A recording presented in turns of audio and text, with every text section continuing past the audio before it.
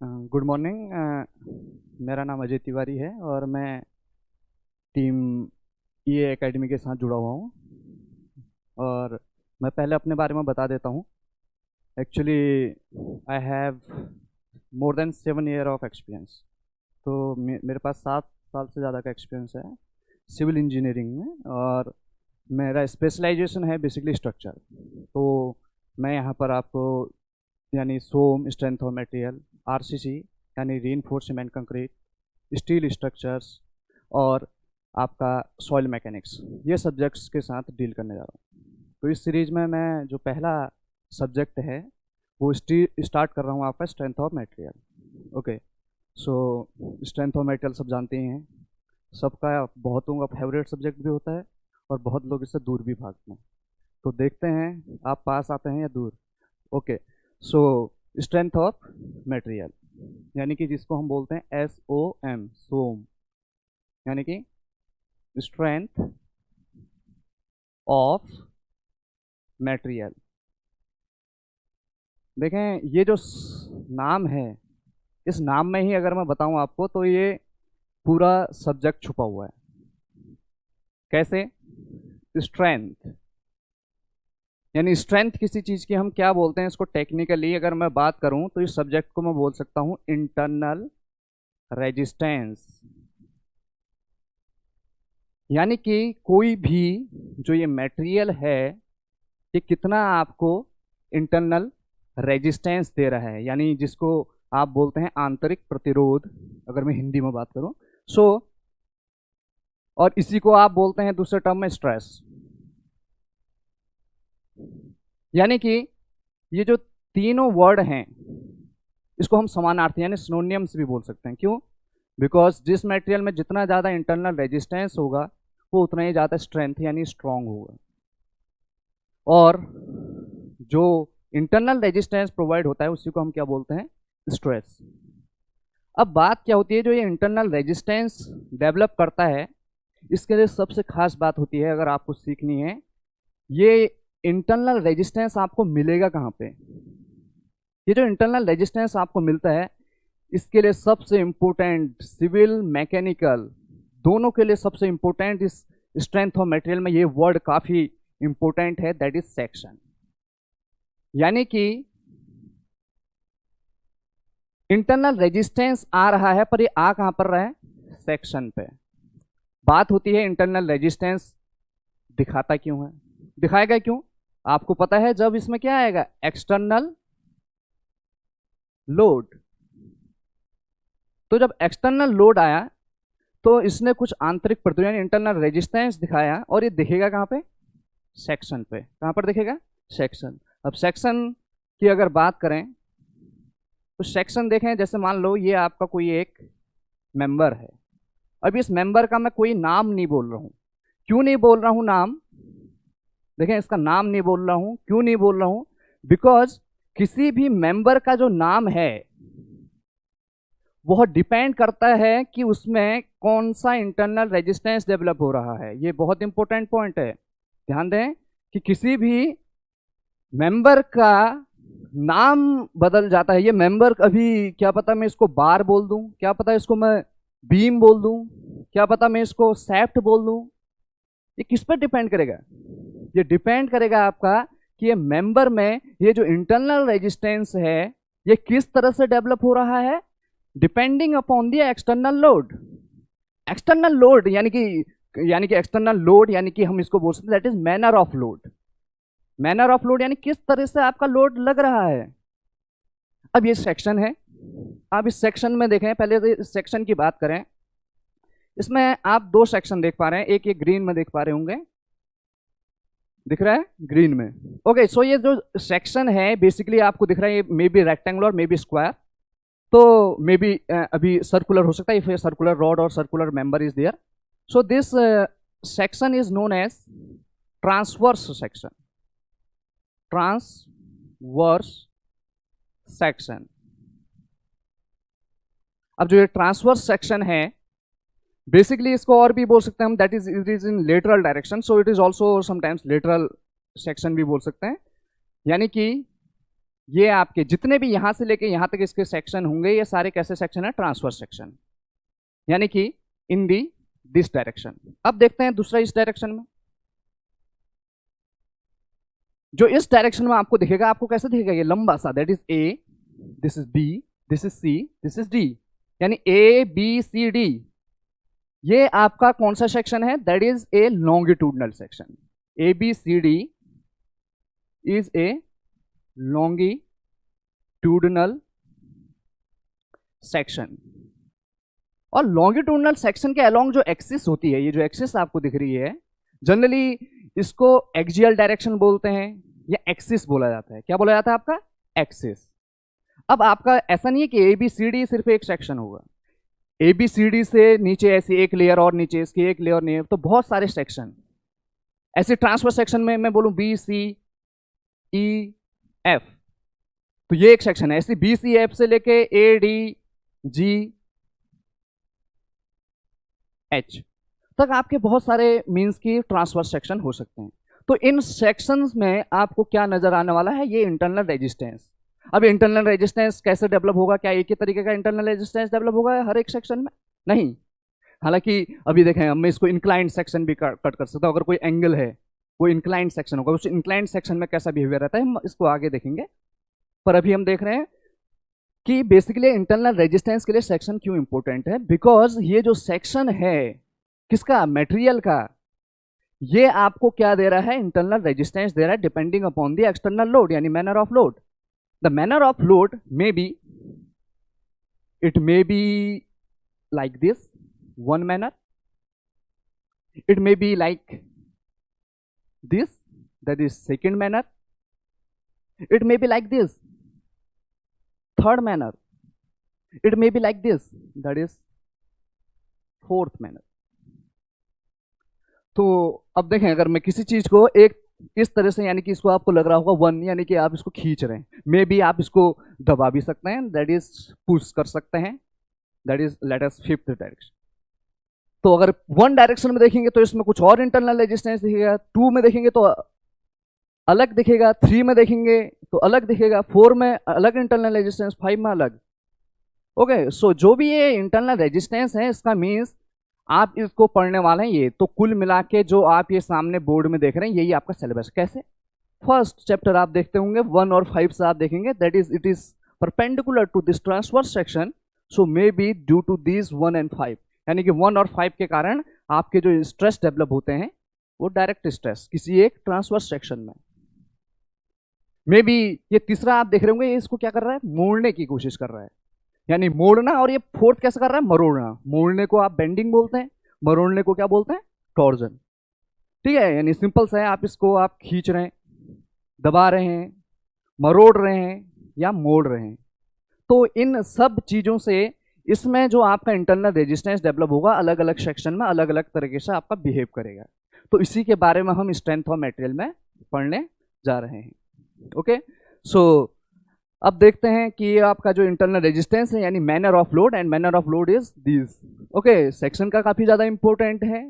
Subject, तो ये पढ़ने जा रहे हैं हम सब्जेक्ट।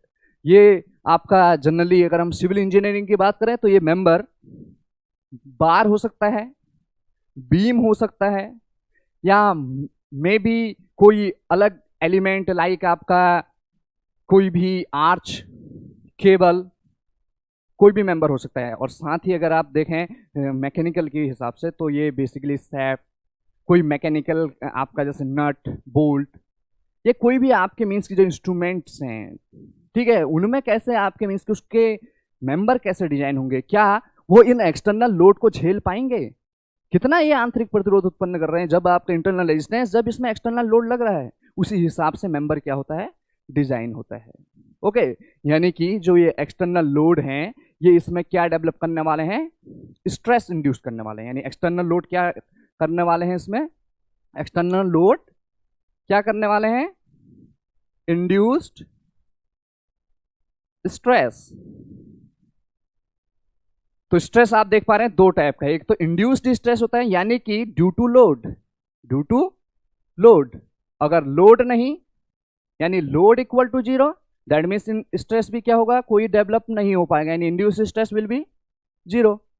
अगर बट अब एक होता है, एक और स्ट्रेस की बात करें, एक होता है आपका परमिसिबल स्ट्रेस।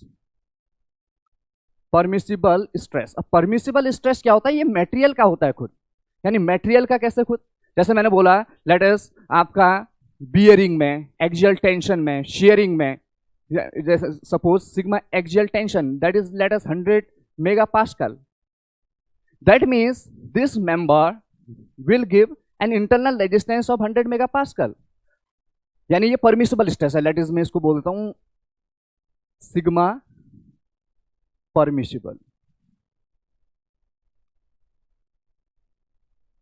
अब ये क्या है आपका induced stress, that is sigma induced.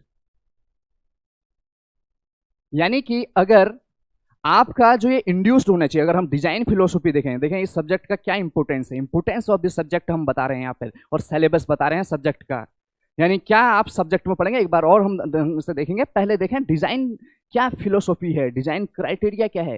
That is design criteria is कभी भी जो ये आपका लोड के कारण इंड्यूस्ड स्ट्रेस है, कभी भी उस मेंबर के परमिसिबल स्ट्रेस या जो भी आप स्ट्रेस आगे पढ़ेंगे, अलग अलग टाइप के यील्ड स्ट्रेस, अल्टीमेट स्ट्रेस, जो भी है उससे कभी भी ज्यादा नहीं होना चाहिए। अगर हो गया तो fail.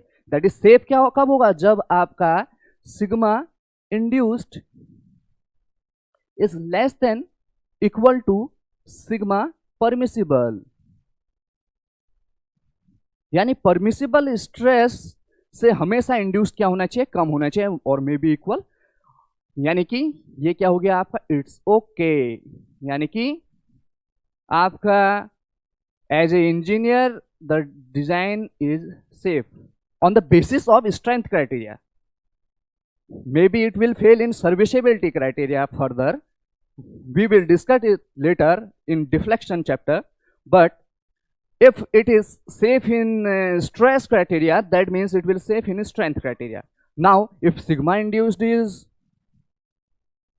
more than sigma permissible, what will happen? Fail, definitely fail, because ये रोक कितना सकता है? 100 mega pascal, may be 150 mega pascal, may be 270, 300 as in steel structure और इन एनी मेंबर।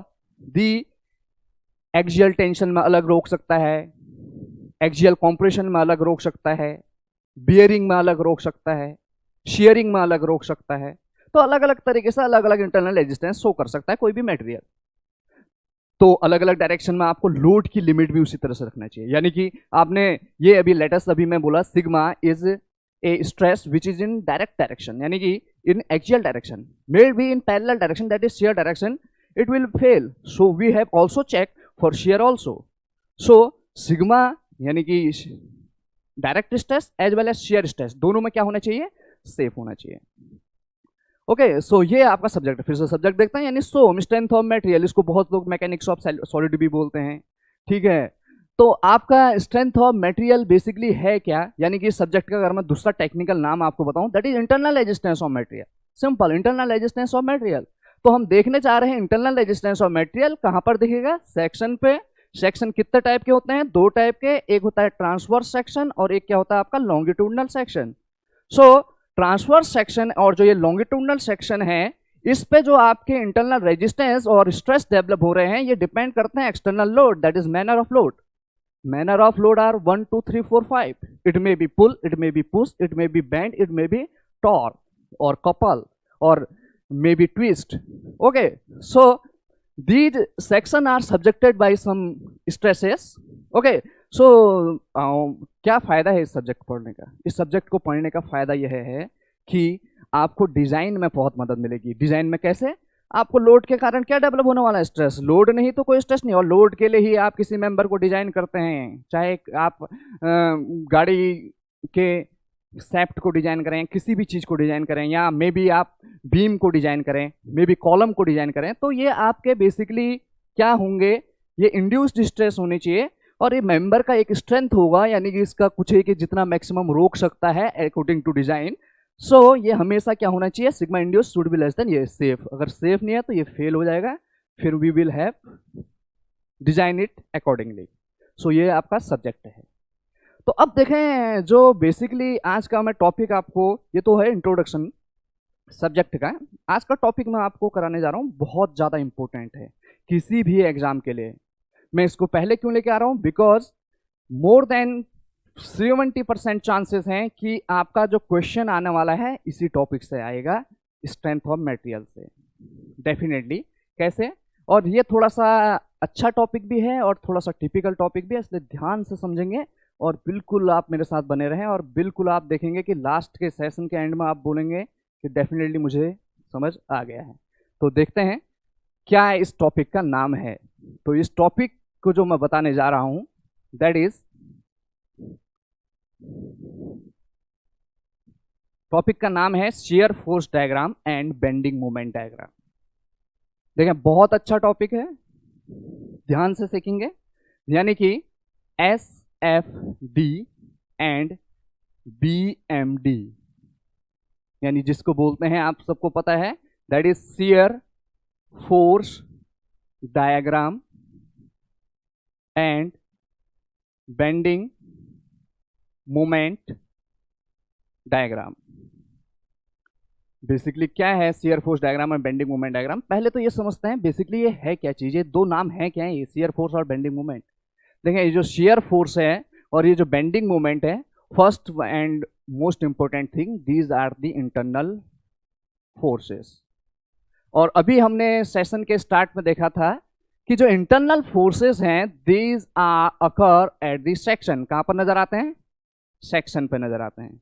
तो ये जो शियर फोर्स और बेंडिंग मूवमेंट है, these are basically internal forces. अब आप ये ना समझिए सर ये तो मूवमेंट है, ये फोर्सेस है। These are also bending movement are cause due to some forces, so these occur at a section. Why?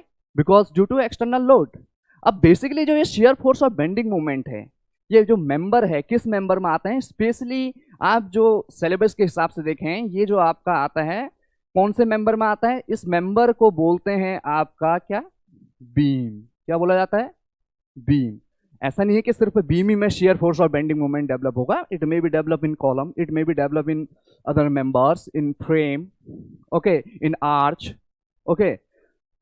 तो आपका इसमें भी आपका डेवलप हो सकता है। यानी कौन कौन से मेंबर में डेवलप हो सकता है? आर्च में,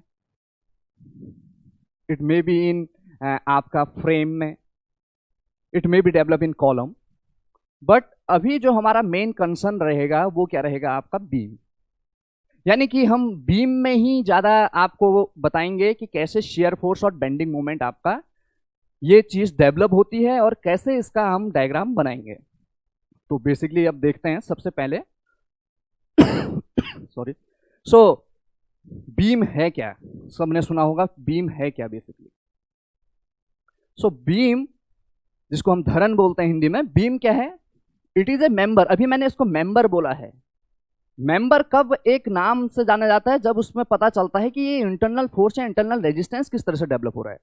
अगर किसी में एक्सियल टेंशन और एक्सियल कंप्रेशन डेवलप हो रहा है तो उसको हम बीम नहीं बोलेंगे, उसको हम क्या बोलेंगे? बार, रॉड। ये कहाँ काम आते हैं? कैंचियां यानी ट्रसेस में। अब बीम है, बीम में it is a member which is subjected, okay इसको रब कर देते हैं, subjected by internal forces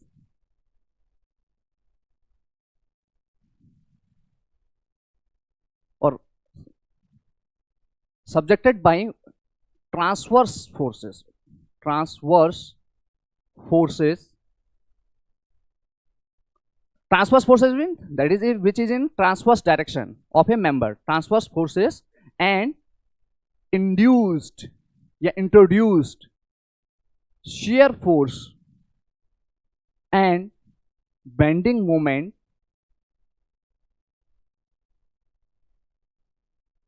as its internal force। यानी कि ये ट्रांसवर्स फोर्सेस से सब्जेक्टेड हैं, विच में बी एक्सटर्नल, जो आपके क्या होंगे? आपके एक्सटर्नल। एंड ये अपने सेक्शन पे क्या इंट्रोड्यूस करने वाले हैं? कुछ इंटरनल फोर्स इंट्रोड्यूस करने वाले हैं और उन इंटरनल फोर्स का नाम क्या है? Basically shear force and bending moment. हालांकि इसकी डेफिनेशन बहुत बुक में लिखी हुई है, it is a member which is subject by transverse loading. Okay, so but definitely it is a transverse load carrying member, यानी ट्रांसवर्स लोड को carry करता है, पर ट्रांसवर्स लोड को कैरी करने के कारण आपके क्या इंटरनल फोर्स डेवलप करता है, that is shear force and bending moment. Okay, so ये इसीलिए हम इसमें बीम को डिस्कस कर रहे हैं। ओके, अब आपका बेसिकली जो ये आपका शियर फोर्स और बेंडिंग मोमेंट है, ये कहां पर नजर आने वाला है, सेक्शन पर, डेफिनेटली सेक्शन पर नजर आने वाला है। सो अब देखते हैं कि बेसिकली ये जो बीम है इसका फंक्शन क्या होता है, यानी कि काम क्या होता है, व्हाट इज इट्स फंक्शन, कार्य क्या है। हम स्ट्रक्चर की बात करें, अब structure, what is a structure, structure is a member which is subjected by some external forces and induced या introduced some internal forces to resist these external forces. तो आपका बेसिकली अब फंक्शन क्या है, इसने एक्सटर्नल लोड आया, यानी कि आप बीम देख रहे हैं, बीम के ऊपर क्या पड़ी है, स्लैब। अब ये क्या करता है, जो स्लैब का लोड है और इसका खुद का लोड है, खुद के लोड को क्या बोलते हैं, सेल्फ वेट। इन दोनों लोड को किस में ट्रांसफर करता है, कॉलम में, as a point load. And आपको पता है उसके बाद कॉलम किस में ट्रांसफर करता है, फुटिंग में। And then footing will transferred into soil, और सॉइल कैसे रोकती है, बियरिंग कैपेसिटी प्रोवाइड करके। तो डेफिनेटली आपका जो बीम है इसका फंक्शन क्या है, that is to transfer slab and its weight to column as a point load, as a point load। आप कभी भी देखते होंगे जो कॉलम है हम हमेशा उसको किसकी तरह डिजाइन करते हैं, as a axially loaded member. Axially loaded member means जो आपका एक्सियल लोड यानी पॉइंट लोड लग रहा है किसी मेंबर में। तो ये जो भी आपके लोड आ रहे हैं, इन लोड को ये ट्रांसफर करता है किसमें, दैट इज स्लैब में, और इसके खुद के वेट, इट्स वेट, यानी कि इसको सेल्फ वेट बोलते हैं। यानी it's weight means definitely self weight. Self weight को अलग नाम से क्या बोलते हैं, डेड लोड। डेड लोड, और डेड लोड क्या है, which can not change its position with respect to time, that is dead load. Which can change its position with respect to time, it is live load. Okay, so dead load basically आपका हम calculate कर सकते हैं depending upon its weight density. Okay, and live load will be taken according to some percentage. Okay, so ये जो आपके load है, तो हम लोड के बारे में आपको बताएं। सो बेसिकली देखते हैं लोड, तो सबको समझ आ गया बीम क्या है, it is a member which is subjected by transverse forces and into shear force and bending moment internal forces. यानी कि कुछ एक्सटर्नल फोर्स लगे और इस एक्सटर्नल फोर्स के कारण इसमें कुछ इंटरनल फोर्स डेवलप हो गए, इस टाइप के मेंबर को हम क्या नाम दे रहे हैं, बीम। अब इसका फंक्शन क्या है, ये ट्रांसफर करता है slab and column as a point load. Okay, so अब इसका बेसिकली अगर डायमेंशंस की बात करें तो डायमेंशंस बेसिक कैसी होती हैं बीम की, डायमेंशंस बात करें, एक लंबी direction that is longitudinal direction, and two dimensions are in transverse direction that is width and depth. It is a rectangular beam, generally rectangular beam ही यूज होती है in especially in case of RCC structure. It may be a I section in case of steel structures. Steel structures में I section बन जाता है. We will discuss later when we teach you about steel design. Okay, so तो ये beam है, function ये है। अब देखते हैं, तो हम लोड के बारे में बात कर रहे थे। ये लोड है क्या बेसिकली, यानी कि जो लोड है बेसिकली आपको पता है, यानी कि जो डिजाइन लोड की बात कर रहे हैं, इसके लिए जो आपका डिजाइन लोड आप पढ़ते हैं, यानी जो सेल्फ वेट को ट्रांसफर कर रहा है। अब इसका कुछ स्पेसिफिकेशन देता है, कोई भी चीज जो स्पेसिफिकेशन देती है, इसके लिए आपका बेसिकली इंडियन स्टैंडर्ड, यानी IS means Indian standard, IS code कुछ क्या देता है आपको, स्पेसिफिकेशन। तो जो ये लोड के लिए दे रखा है specification, that is IS 875। As IS 875 have 5 part, that is IS 875 part 1, part 2, part 3, part 4, part 5। देखें, पार्ट फर्स्ट आपको देता है डेड लोड के बारे में, पार्ट सेकंड देता है लाइव लोड के बारे में। सबसे इंपोर्टेंट क्वेश्चन है यूपीएससी यूके ट्रिपल एसएससी के लिए, that is part third, that is wind load. काफी इंपोर्टेंट है, बहुत बार पूछा गया एग्जाम में। विंड लोड सबको पता रहता है, that is design, IS 875 is for design standards of load, that is design standards of load के लिए आपका स्पेसिफाई है, डिजाइन स्टैंडर्ड्स ऑफ लोड के लिए। बट इसके 5 पार्ट हैं, इसमें इंपोर्टेंट जो आपका बनता है question, part 3 is taken wind load, part 4 snow load, and part 5 is combination of this load, combination of this load. एक लोड आप सोच रहे होंगे, एक लोड और आता है सेस्मिक लोड और अर्थक्विक लोड, वो कहां लिया जाता है? That is in IS 1893 earthquake resistant design of building. IS 1893 में स्पेसिफाइड किया है अर्थक्विक लोड, और मे बी इसको क्या बोलते हैं आप, सेस्मिक लोड, इसके बारे में। तो ये लोड जो है यानी कि dead load which can change its position with respect to time, यानी which can not change its position with respect to time, which can change its position with respect to time. Wind load or lateral loads, यानी हवा का जो load है, lateral pressure in a member. Snow load that is definitely the load caused by the snow, and part 5 combination of these load, because the structure may be subjected by these all loads, and IS code specified some factor, that is load factor for this combination, and load factor सबको पता है क्या होता है, that is load factor is equal to ultimate load divided by working load, working load। Okay, so आप यहाँ से अगर लिमिट स्टेट डिजाइन कर रहे हैं अल्टीमेट लोड, नहीं डिजाइन कर रहे हैं तो डेफिनेटली आप वर्किंग लोड से ही डिजाइन कर सकते हैं। ओके, सो ये आपका हुआ लोड के बारे में। सो इसका हम और डिस्कस करेंगे लोड के बारे में, और specially in when we discuss about IS 456 and IS 1893 in RCC design. But अभी आपको बस ये पता होना चाहिए लोड आपके बेसिकली क्या क्या है और किस तरह से आप इनको डिजाइन कर रहे हैं। अब बात आती है यहाँ पर, हम बीम पर जा रहे थे, तो बीम का फंक्शन, तो बीम में हम क्या देखने वाले हैं, that is shear force and bending moment देखने जा रहे हैं। पर उससे पहले सबसे इंपॉर्टेंट आपको जो पता होना चाहिए, दैट इज बीम, और एक मान लो मैं एक मेंबर बनाता हूं, that is this A member, एक ये मेंबर बनाया मैंने, दूसरा मेंबर ये है। अभी मैं मेंबर बोल रहा हूं, अभी तक मैंने इसको कोई नाम नहीं दिया है। क्यों नहीं दिया है? बिकॉज मुझे पता नहीं है इसमें फोर्स कैसा लग रहा है और इसमें इंटरनल फोर्स कैसे डेवलप हो रहा है। तो हाउ, कैसे मैं इस मेंबर को एक बीम बोल दूं, कैसे इस मेंबर को एक बार बोल दूं? दोनों अभी लगभग सेम से ही दिख रहे हैं आपको, पर आप कैसे इसको एक बीम बोल दें और कैसे एक इसको बार बोल दें, ये डिपेंड करेगा इसमें लगने वाले एक्सटर्नल लोड पे। बीम में आपको पता है that is beam is a member which is subjected by some transverse load. But क्या ट्रांसवर्स लोड के कारण ये तुरंत आपका बीम बन जाएगा? नहीं, it will be subjected by some support, support as a column, support as a wall, so it may be subjected by some support। किसके द्वारा subjected होगा? some support, that is support। तो ये support आपके जो हैं ये, और ये ट्रांसफर अब जाके इसमें, बिकॉज इंटरनल रेजिस्टेंस को डेवलप होने के लिए रिस्ट्रिक्शन का होना बहुत जरूरी है, बहुत इंपॉर्टेंट पॉइंट है। अगर जब तक रिस्ट्रिक्शन नहीं होंगे इंटरनल, आप किसी चीज को ये है, इसको मैं इसको दबा देता हूँ नीचे के, और ये अगर नीचे गिर गया, फोर्स तो लग रहा है, ट्रांसवर्स लोड तो है, पर अगर मैं इसको सपोर्ट नहीं दूंगा गिर गया ना, यानी कि इसने इंटरनल रेजिस्टेंस कहाँ डेवलप किया? इंटरनल रेजिस्टेंस तभी डेवलप होगा जब रिस्ट्रिक्शन होंगे। Restriction are considered as support. Support क्या है? कॉलम। सपोर्ट क्या है? आपका वॉल, और may be some other member like nut और बोल्ट कनेक्शन से आप प्रोवाइड करते हैं किसी से भी। अब बार है, बार क्या है? यानी डेफिनेटली इसमें बार क्या होता है? बार में जो फोर्स होगा that is along it's longitudinal direction, so it is also known, bar is always a axial member. कैसा मेंबर होता है आपका? Axial member. But beam is not an axial member, beam is ए, क्या बोलते हैं, सबको पता होगा, beam is A flexural member. Beam क्या होता है? Flexural member. And what do you mean by flexor?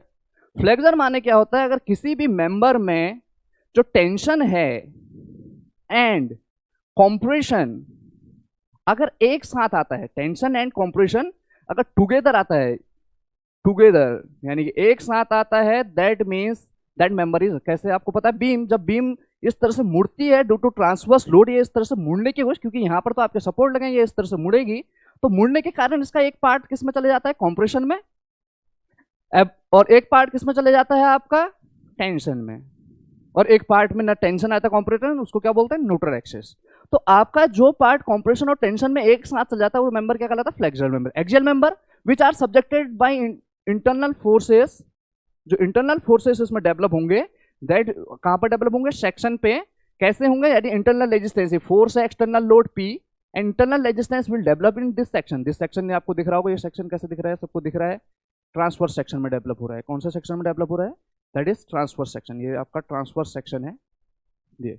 तो इस ट्रांसफर सेक्शन में इस तरह से यहाँ की ओर एक क्या होगा, रेजिस्टेंस डेवलप होगा, ठीक है। तो ये जो रेजिस्टेंस है, दिस में भी टेंशन और मे बी कॉम्प्रेशन। अभी आप पुल कर रहे हैं तो ये रेजिस्टेंस कैसा होगा, ये भी पुल नेचर का होगा, यानी अपोजिट नेचर का है।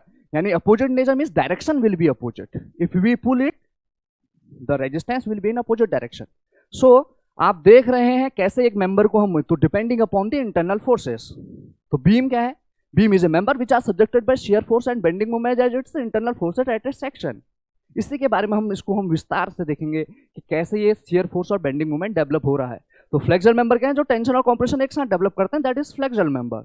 और may be which are sometimes which are subjected by bending, जो सब्जेक्ट बेंडिंग से सब्जेक्टेड रहते हैं उनको क्या बोलते हैं, आपका बीम। तो ये तो आपको पता चल गया कि कैसे एक मेंबर बीम कहलाता है बार। अब एक मेंबर ऐसी क्या कहलाएगा, केबल। केबल क्या होगा, which are subjected by tension. कोई मेंबर आपका कहला रहा है आर्च, आर्च में क्या आता है, हॉरिजॉन्टल थ्रस्ट आ जाता है। ओके, सो ये जो मेंबर हैं आपके, ये जो मेंबर हैं, ये इंटरनल फोर्सेस के हिसाब से ही आपके जाने जाते हैं। यानी इसमें कैसा इंटरनल फोर्स डेवलप हो रहा है, उसी हिसाब से इनका नाम बदल जाता है। कोई बीम, कोई बार, कोई केबल, कोई आर्च, कोई सैफ्ट, टॉर्जन, टॉर्क से सब्जेक्टेड है। तो इनको हम देखते हैं। अब बीम, तो इसका मीन्स हम सपोर्ट, यानी कि यहाँ पर हमारा सबसे इंपॉर्टेंट टॉपिक क्या है, यानी ये सपोर्ट क्या है बेसिकली, और इन सपोर्ट का सिग्निफिकेंस क्या है अभी इस चैप्टर में। तो सपोर्ट क्या होते हैं, सपोर्ट देखते हैं। यानी सपोर्ट, सबको पता है सपोर्ट क्या है। अगर आपसे मैं पूछूं व्हाट इज सपोर्ट, क्या है सपोर्ट, आप बोलते हैं मेरे को इसका बहुत सपोर्ट मिल रहा है। क्या सपोर्ट मिल रहा है, यानी कि अगर आपको कोई डिस्टर्ब करने की कोशिश कर रहा है तो वो आपको क्या करेगा, रोक के रखेगा। नहीं, आपको डिस्टर्ब नहीं होना, आपको फेल नहीं होना है, आपको मुड़ना नहीं है, आपको डिफ्लेक्ट नहीं होना है आपको। तो सपोर्ट क्या करते हैं, दैट इज वो आपको कुछ रिएक्ट करके देगा। तो that is supports are the member which gives, member, member बोल रहा हूं, ये भी मेंबर हैं, ये कुछ ऐसे आसमान से नहीं टपके हैं, ये भी मेंबर हैं। मेंबर कैसे, कॉलम, वॉल। ओके, सो ये मेंबर विच गिव्स क्या, रिएक्शन। नाम से बता, रिएक्शन, यानी कि री प्लस एक्शन, यानी एक्शन हो रहा है। एक्शन क्या है, लोड, जिसको हमने अभी बताया था, dead load, live load, wind load, seismic load, combination of load. These action causes disturbing in the member. So आप क्या कर रहे हैं, री यानी कि ये जो सपोर्ट है इनको क्या कर देंगे, रेजिस्टेंस, यानी कि कुछ क्या कर देंगे, रिस्ट्रिक्ट कर देंगे। By providing, how resistance, by providing reaction, by providing reaction. Okay, so अब देखते हैं ये आपका जो लोड है, यानी एक्सटर्नल लोड है। हालांकि इस लोड को हम अभी डिस्कस करेंगे कि जो लोड है, आप स्ट्रेंथ ऑफ मटेरियल, यानी सोम में जो पढ़ेंगे स्ट्रेंथ ऑफ मटेरियल में, ये जो लोड आप पढ़ेंगे ये आप तीन टाइप से पढ़ेंगे। एक तो आपको पता ही होगा क्या होता है आपका पॉइंट लोड, क्या होता है पॉइंट लोड, और concentrated point load are also known as concentrated load. नाम से पता चल रहा है कि ये कैसा लोड होगा, which are concentrated at a point, यानी केंद्रित भार जो एक पर्टिकुलर पॉइंट पे क्या होगा आपका, कंसंट्रेटेड होगा, that is known as point load. Symbol कैसा होता है इसका, सबको पता है, सिंबल इस तरह से पी से दिखाते हैं। यूनिट क्या होती है, किलो न्यूटन, और मे बी न्यूटन, और may B KG. Okay, so ये आपका लोड हो गया। अब आपका दूसरा लोड जो होता है, इसका मेन पॉइंट क्या है, एक पर्टिकुलर पॉइंट पर लगेगा, यानी कि इसका पोजीशन फिक्स है, यहां पर है। If it is not moving, if it is a static load, this point load may be static और may be moving. Moving loads will be discuss later, but in ILD उसको हम discuss करते हैं ILD की help से। We will be discuss, एक separate chapter हम उसको बनाएंगे, क्वेश्चन UPSC में आ सकता है इन्फ्लुएंस लाइन से। ओके, सो पॉइंट लोड और कंसंट्रेटेड लोड। तो पॉइंट लोड और कंसंट्रेटेड लोड क्या है बेसिकली, जो आपके एक पर्टिकुलर पॉइंट पे क्या होता है, कंसंट्रेटेड होते हैं। ये डेफिनेटली सबको पता चल गया। एक होता है आपका UDL, यानी कि यूनिफॉर्मली डिस्ट्रीब्यूटेड, दिख रहा है distributed load, uniformly distributed load, यानी कि एक समान रूप से वितरित भार, यानी कि ये आपका थ्रो आउट, इसके जिस भी आपके मेंबर में ये लगा होगा, ये थ्रो आउट पर्टिकुलर एक स्पैन में क्या होगा, इक्वल इसकी इंटेंसिटी होगी। यानी कि ये आपका लेटस स्पैन है कोई इस लोड का, लेट इज एल स्पैन, तो इस एल स्पैन में क्या होगा, थ्रो आउट इसका सिंबल इस तरह से है, यानी W kilo newton per metre, यानी पर मीटर लेंथ में कितना है, W किलो न्यूटन, तो एल लेंथ में कितना हो जाएगा, W गुणा एल, सिंपल। यानी कि पोजीशन की बात करें, कोई भी लोड कहां पर लगता है, हमेशा CG में, पोजीशन जो लोड है, टोटल लोड कहां पर लगता है, CG पर। CG किसका है, स्पैन का या लोड का, स्पैन के CG में नहीं, किसके CG में, CG ऑफ UDL के CG में। कैसे, लेट अस, ये आपका कोई एक बीम है, ये थ्रो आउट लगा है UDL, तो W kilo newton per metre का है, कितने लेंथ में है, L लेंथ में। अभी जो लोड का स्पैन है और जो बीम का स्पैन है वो दोनों इक्वल हैं, तो आपका जो ये हो जाएगा, यानी कि total load W equal to ये इंटेंसिटी इंटू लेंथ, यानी W into L। Example 1, but let us this load is like this in 3 metre, यहां से आपका 2 मीटर है और यहां से कितना है, 1 मीटर। तो अब ये कहां पर लगेगा, यानी 3 1 4 और 2 6, क्या 6 के आधे 3 में लगेगा, नहीं, ये किसके सेंटर में लगेगा, जो भी इसकी इंटेंसिटी की लगे 10 किलो न्यूटन पर मीटर। तो ये जो आपका UDL है, यानी कि इसकी इंटेंसिटी इतने पर्टिकुलर स्पैन में क्या है, 10 किलो न्यूटन पर मीटर, कितने मीटर में लगा हुआ है, 3 मीटर में। तो बेसिकली क्या हो जाएगा, 10 into 3 that is 30।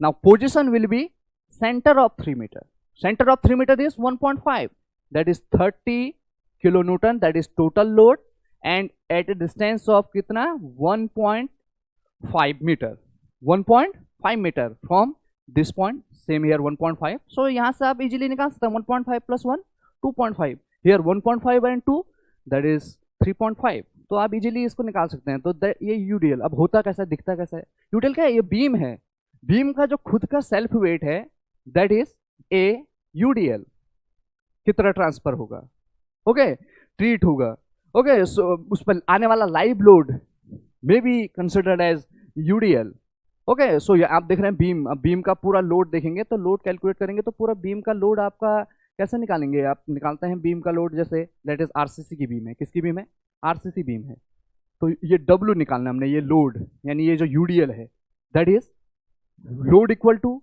Unit weight into volume, सबको पता है, unit weight is gamma RCC, कितना होता है सबको पता है, 25 kilo newton per metre cube, volume area into length, area क्या है, B गुणा D इंटू लेंथ। अब ये जो लेंथ है इसको हम पर मीटर में निकालते हैं, यानी पर मीटर में निकालने का मीन्स 1 मीटर रख लेते हैं, 1 मीटर देख लेते हैं, तो ये पूरा आपका जो भी आएगा 25 किलो न्यूटन, 25 इंटू B गुणा D kilo newton per metre, why per metre, because we calculate the load in per metre. सो इस तरह से हम UDL निकाल लेते हैं बीम का। एक और लोड होता है जिसको क्या बोलते हैं आप, UVL, तो इसके बारे में देखते हैं, यानी कि हम क्या कर रहे हैं, देखें सपोर्ट से लोड तक क्यों आए हैं, बिकॉज सपोर्ट है क्या, member which gives reaction, member जो क्या दे रहा है आपको, रिएक्शन।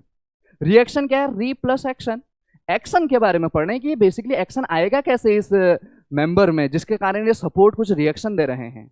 ये जो एक्शन है सोम में हम स्पेशली, हालांकि सोम में नहीं, हम RCC हर मेंबर में आ सकता है, पर सोम में स्पेशली जो क्वेश्चंस रिलेटेड रहते हैं इन 3 ही से रहते हैं, फर्स्ट इज पॉइंट लोड से, सेकंड UDL से, एंड थर्ड इज UVL से, और may be some couple there, couple के बारे में भी डिस्कस कर लेंगे। 4 type of load, couple is also a load, external load. So point load और कंसंट्रेटेड लोड जो आपका इस तरह से दिखाया जाएगा, uniformly distributed load per kilo newton per metre, position कहां पर होगी, CG ऑफ UDL।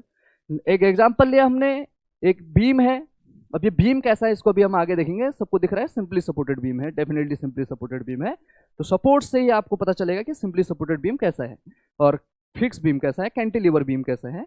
तो W आपका जो टोटल लोड हो गया इसके सेंटर में यानी L/2 में आ गया। कहां पर आ गया आपका ये जो लोड आ गया, कितने में आ गया, L/2 में।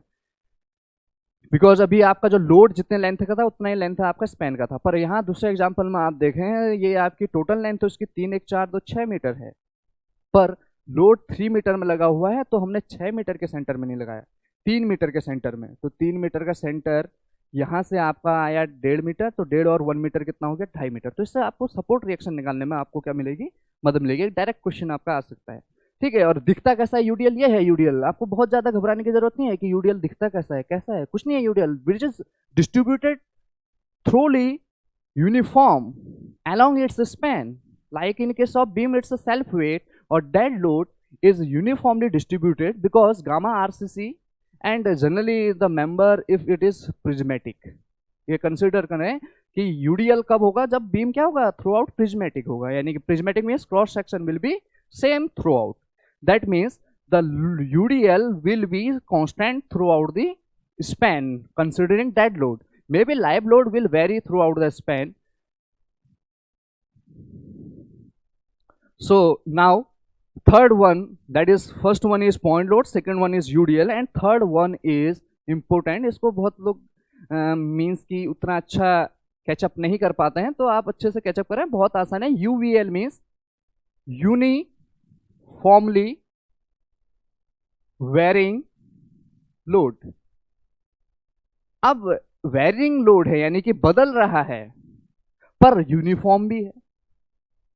देखिए वेरिंग लोड नहीं है, क्या है, uniformly varying load. Uniformly varying load क्या है, यानी कि एक समान रूप से बदलेगा, एक समान रूप से बदलेगा, यानी कि बेसिकली लीनियरली बदलेगा। So it is also known as linear load, also known as linear load और ट्रायंगुलर लोड। क्योंकि ट्रायंगल कैसा होता है सबको पता है, ट्रायंगल कैसा होता है, कैसा बिहेवियर दिखाता है, एक आपको पता है लीनियर बिहेवियर दिखाता है, पैराबोला अलग बिहेवियर दिखाता है, सर्कल अलग बिहेवियर दिखाता है, इसलिए इसको ट्रायंगल यानी कि लीनियरली वेरी कर रहा है। तो कैसे दिखता है सबको पता ही है, कैसे, यानी कि ये बीम है, ये यहां से आपका स्टार्ट हुआ और लीनियरली वेरी करके यहां पर इस एंड में इस तरह से आपका ये आ गया, यानी यहां पर 0, यहां पर कितनी है इसकी intensity, W kilo newton per metre, और इसके बीच में क्या पता ये थोड़ा W से कम है, W से कम है, W से कम है, W से कम है, कितना होता है आप निकाल सकते हैं विद हेल्प ऑफ सिमेट्री। अगर आपको स्पैन और आपको इसकी पोजीशन पता हो, हम निकाल सकते हैं ये कितना होगा। Simple W/L equal to Y/X, simple. आप यहाँ पर कितना इसकी इंटेंसिटी है, पर हमें इतना ज़्यादा इसका यूज नहीं है, कहीं होगा तो हम आपको स्पेशली बताएंगे। सो W kilo newton per metre. अब बात आ गई कि अब इसको मैं कैलकुलेशन कैसे करूं इस UVL की, यानी ये जो सपोर्ट A से सपोर्ट B में आपका W kilo newton per metre के हिसाब से आपका जा रहा है, यानी यहाँ पर 0 है, यहाँ पर W है, यहाँ पर कुछ और है, यहाँ पर कुछ और है, यहाँ पर कुछ और है, यहाँ पर कुछ और, पर लीनियरली वेरी कर रहा है, ठीक है। तो इसका जो आपका टोटल लोड होता है, अब देखें ऐसा नहीं है कि आप इसी को ऐसी हो सकता है, क्या पता आप बोलेंगे सर जब ऐसा हो जाए, तो इससे कोई बड़ी बात नहीं है। यानी कि ये स्पैन है, यहाँ पर W है, यहां से अब क्या चलेगा आपका 0, यानी कि W यहां पर हुआ, पर अब सपोर्ट B में A से B में कितना हो गया आपका, दैट इज 0 चलेगा। अब ये किस तरह से वेरी करेगा, यानी कि ये आपका स्पैन कितना है आपका L। Now we will discuss what will be the position of its load, यानी कि जो इसके लोड हैगा इसकी पोजीशन क्या होगी। जैसे यूडीएल है, यूडीएल की जो पोजीशन थी वो थ्रू आउट क्या थी, सेम। आपका ये जो आपका इसका बेसिकली पोजीशन होती है, जो टोटल लोड होता है, सबसे पहले तो जो टोटल लोड होता है ये हमेशा किसके बराबर होगा, टोटल एरिया के बराबर। और एरिया कैसा होगा, ट्रायंगल, यानी एरिया ऑफ ट्रायंगल। ट्रायंगल का एरिया क्या होता है, हाफ बेस हाइट। अब इसकी पोजीशन की बात करें कि ये पोजीशन आखिर ये लगेगा कहां पर, तो ये जो पोजीशन होगी, अभी बताया आपको पोजीशन क्या होती है, CG ऑफ द लोड, यानी CG ऑफ लोड, और लोड किसके बराबर है, एरिया, यानी CG ऑफ एरिया। अब आपको सबको पता है ट्रायंगल का CG क्या होता है, ट्रायंगल का CG कहां पर होता है, सबको पता है ट्रायंगल का CG is at a distance of L/3 यहां से, और at a distance of 2L/3 from इसको बोलते हैं क्या, एपेक्स। क्या बोला जाता है इसको, एपेक्स यानी शीर्ष, ये बेस। ठीक है, तो एपेक्स से यहां से कितने डिस्टेंस में हो गया आपका, L/3 डिस्टेंस में। ओके, अब आप कभी भूल जाते हैं कि कहां से L/3। आप देखें सीजी का क्या है मेन, अभी सीजी को डिस्कस करें तो सीजी क्या है, the point where total mass, total area, total weight, resultant forces are act. तो जनरली जो मास है वो आपको यहाँ पर एरिया से सिग्निफाई किया गया है बेसिकली। तो आपका जो एरिया है इसका कहाँ की ओर ज्यादा है, इधर की ओर ज्यादा है, तो यहाँ से पास होगा, बिकॉज सीजी उधर की ओर शिफ्ट हो जाता है जहां की ओर मास ज्यादा होता है, जहां की ओर एरिया ज्यादा होता है, क्योंकि mass is equivalent to area, mass is equivalent to area in strength of material. हम मास को सिग्निफाई करते हैं एरिया से, ठीक है, यानी जितना ज्यादा एरिया उतना ज्यादा मास, उतना ज्यादा weight. Okay, so same here. अब यहाँ पर इसकी पोजीशन देखेंगे, total load is same, that is half into base into height, height into base, and the position is again total load is half into W into L। ये तो हो गया linearly varying load. अब अलग अलग type का हो सकता है, जरूरी नहीं है लीनियरली वेरिंग लोड ऐसा हो। लीनियरली वेरिंग लोड कैसा हो सकता है, लीनियरली वेरिंग लोड क्या पता है, यहाँ से स्टार्ट हुआ यहाँ पर, यानी आपका 0 से स्टार्ट हुआ, सेंटर तक W गया, फिर आपका 0 हो गया। तो इस केस में अगेन आपको पता है that is L span, centre तक W गया, तो आपका ये A है, ये B है। अब टोटल लोड देखेंगे तो total load again half into base into height. पर पोजीशन की बात करें, अब देखें इसका CG कहां पर होगा, कहां से लेंगे आप CG। देखें टोटल लोड है, कभी भी कोई भी एरिया, कोई भी फिगर आपका जब सिमेट्रिक होता है, तो सिमेट्रिक आप देख रहे हैं ना, यहां जितना एरिया है इधर की ओर उतना ही एरिया इधर की ओर है, यानी सेंटर पॉइंट है ACD have same area as DCB, so these two area are similar, so if the area about the center line is symmetrical then the figure is known as symmetrical। So this loading is symmetrical, so total load will always be act at the center of the figure or the loading diagram, that is total load will be at the center of the this diagram। why, क्यों, because आपका जो CG है ये कहां पर है, आपका centre में लाई कर रहा है। क्यों कर रहा है सेंटर में लाई, बिकॉज आपका एरिया दोनों ओर बराबर है, एरिया बराबर है यानी कि लोड दोनों ओर आपका क्या है, बराबर है about this centre line. Okay, अब may be this load will not be same throughout centre, यानी कि फर्स्ट लोडिंग डायग्राम UVL के केस में, second loading diagram, third loading diagram, may be fourth one like is this. आपका यहां पर कुछ और है इंटेंसिटी, फिर यहां से बढ़ना स्टार्ट हुआ, फिर यहां पर कुछ और है, यानी ये भी तो वेरी कर रहा है। क्या UDL है, नहीं है। UDL होता तो क्या होता, UDL होता तो इतना होता, यानी कि जो आप ये हरे वाले में देख रहे होंगे, ये हरा वाला जो दिख रहा है दैट इज UDL, अगर ये ट्राइंगुलर पोर्शन ऊपर नहीं होता, बिकॉज यहाँ पर भी जो इसकी इंटेंसिटी है दैट इज W1, यहाँ पर भी ये W1 है, यहाँ पर भी W1 W1 W1 W1, but इतना अमाउंट बढ़ रहा है, तो ये UDL ना होके क्या हो गया, UVL, बिकॉज ये यूनिफॉर्मली वेरिंग कर रहा है, W1 from one and to W2। अब आपको क्या करना है, कुछ नहीं करना है, एरिया निकालना है। एरिया क्या होता है, टोटल लोड किसके बराबर होता है, टोटल लोड किसके बराबर होता है, एरिया के बराबर, और एरिया आपको दिख रहे होंगे, टोटल लोड किसके बराबर होता है, एरिया। अब एरिया सबको दिख रहा होगा, दो एरिया दिख रहे हैं, first area, second one green one.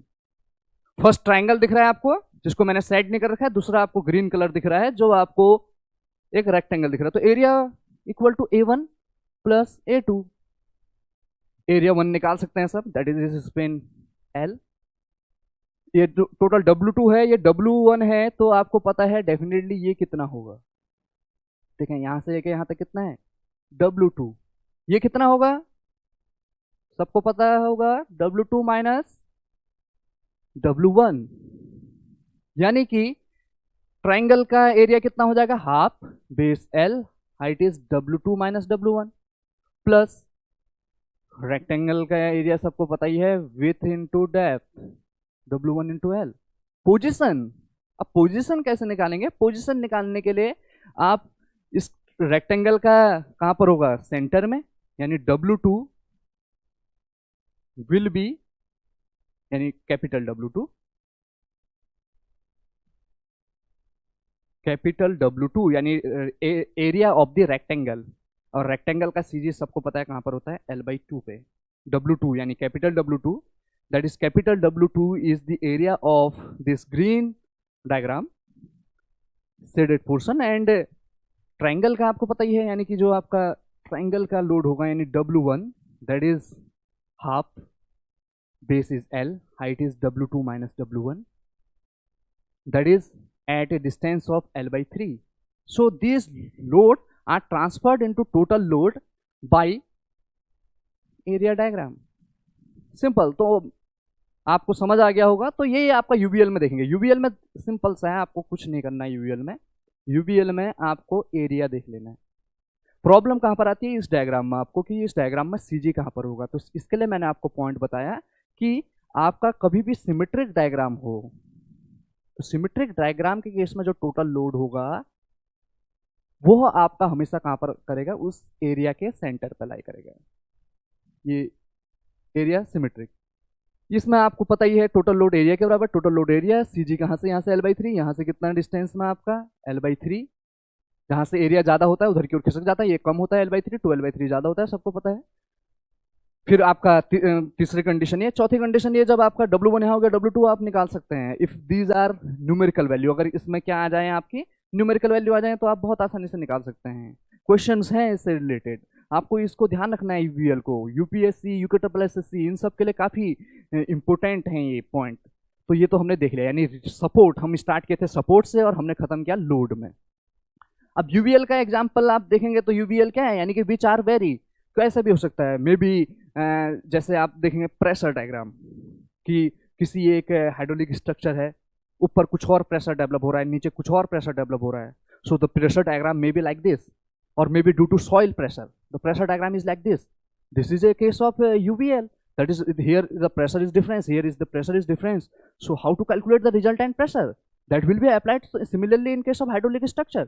UVL आप बोलोगे कैसा दिखता है, कहाँ दिखता है, what is the application of this UVL? The UVL is applied in different, in soil mechanics. If we discuss about civil engineering, the pressure are difference from top level यानी ground level to different level if it is subjected by some surcharge definitely. So यहाँ पर आपका कुछ और pressure है, यहाँ पर कुछ और प्रेशर है, यहाँ स्ट्रेस है। तो ये जो आपके प्रेशर डायग्राम है वो हमें निकालना है कि टोटल प्रेशर कैसा होगा, तो इसका एरिया प्लस इसका area and the CG of these two forces will be discuss. Okay, so ये आप निकाल सकते हैं। ऐसी हाइड्रोलिक स्ट्रक्चर है, कोई डैम है, कुछ भी है, ठीक है, कोई आपका टैंक है, कुछ भी है, तो उसमें प्रेशर का वेरिएशन ऊपर से नीचे तक डिफरेंट हो सकता है, तो वहां पर आपका इसमें काम आ सकता है। अब बात आती है आपकी सपोर्ट्स की। तो अब देखते हैं हम अपने टॉपिक को, सपोर्ट्स। तो अभी तक आपको समझ आ रहा होगा। अगर आपकी कोई भी क्वेरी होंगी, कुछ भी प्रॉब्लम होगी तो आप डिस्कस कर सकते हैं और may be mail me. Okay, so mail ID दे दूंगा अभी। फर्स्ट आप पहले मेरे साथ जुड़िए, आपको कोई भी प्रॉब्लम होती है then you will discuss. Okay, सो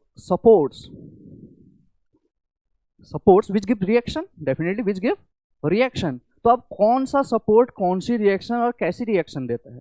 तो सपोर्ट्स बेसिकली जो आपका पढ़ेंगे, अभी मैं आपको 3 सपोर्ट्स के बारे में बता रहा हूँ, पहले इनके बारे में सीख लें, फिर इसके बाद हम आगे जब क्वेश्चन की वैरायटी चेंज होगी तो और भी सपोर्ट्स के बारे में देखेंगे। सपोर्ट्स अभी जो बेसिकली 3 आप पढ़ेंगे वो सपोर्ट्स आप पढ़ेंगे अभी।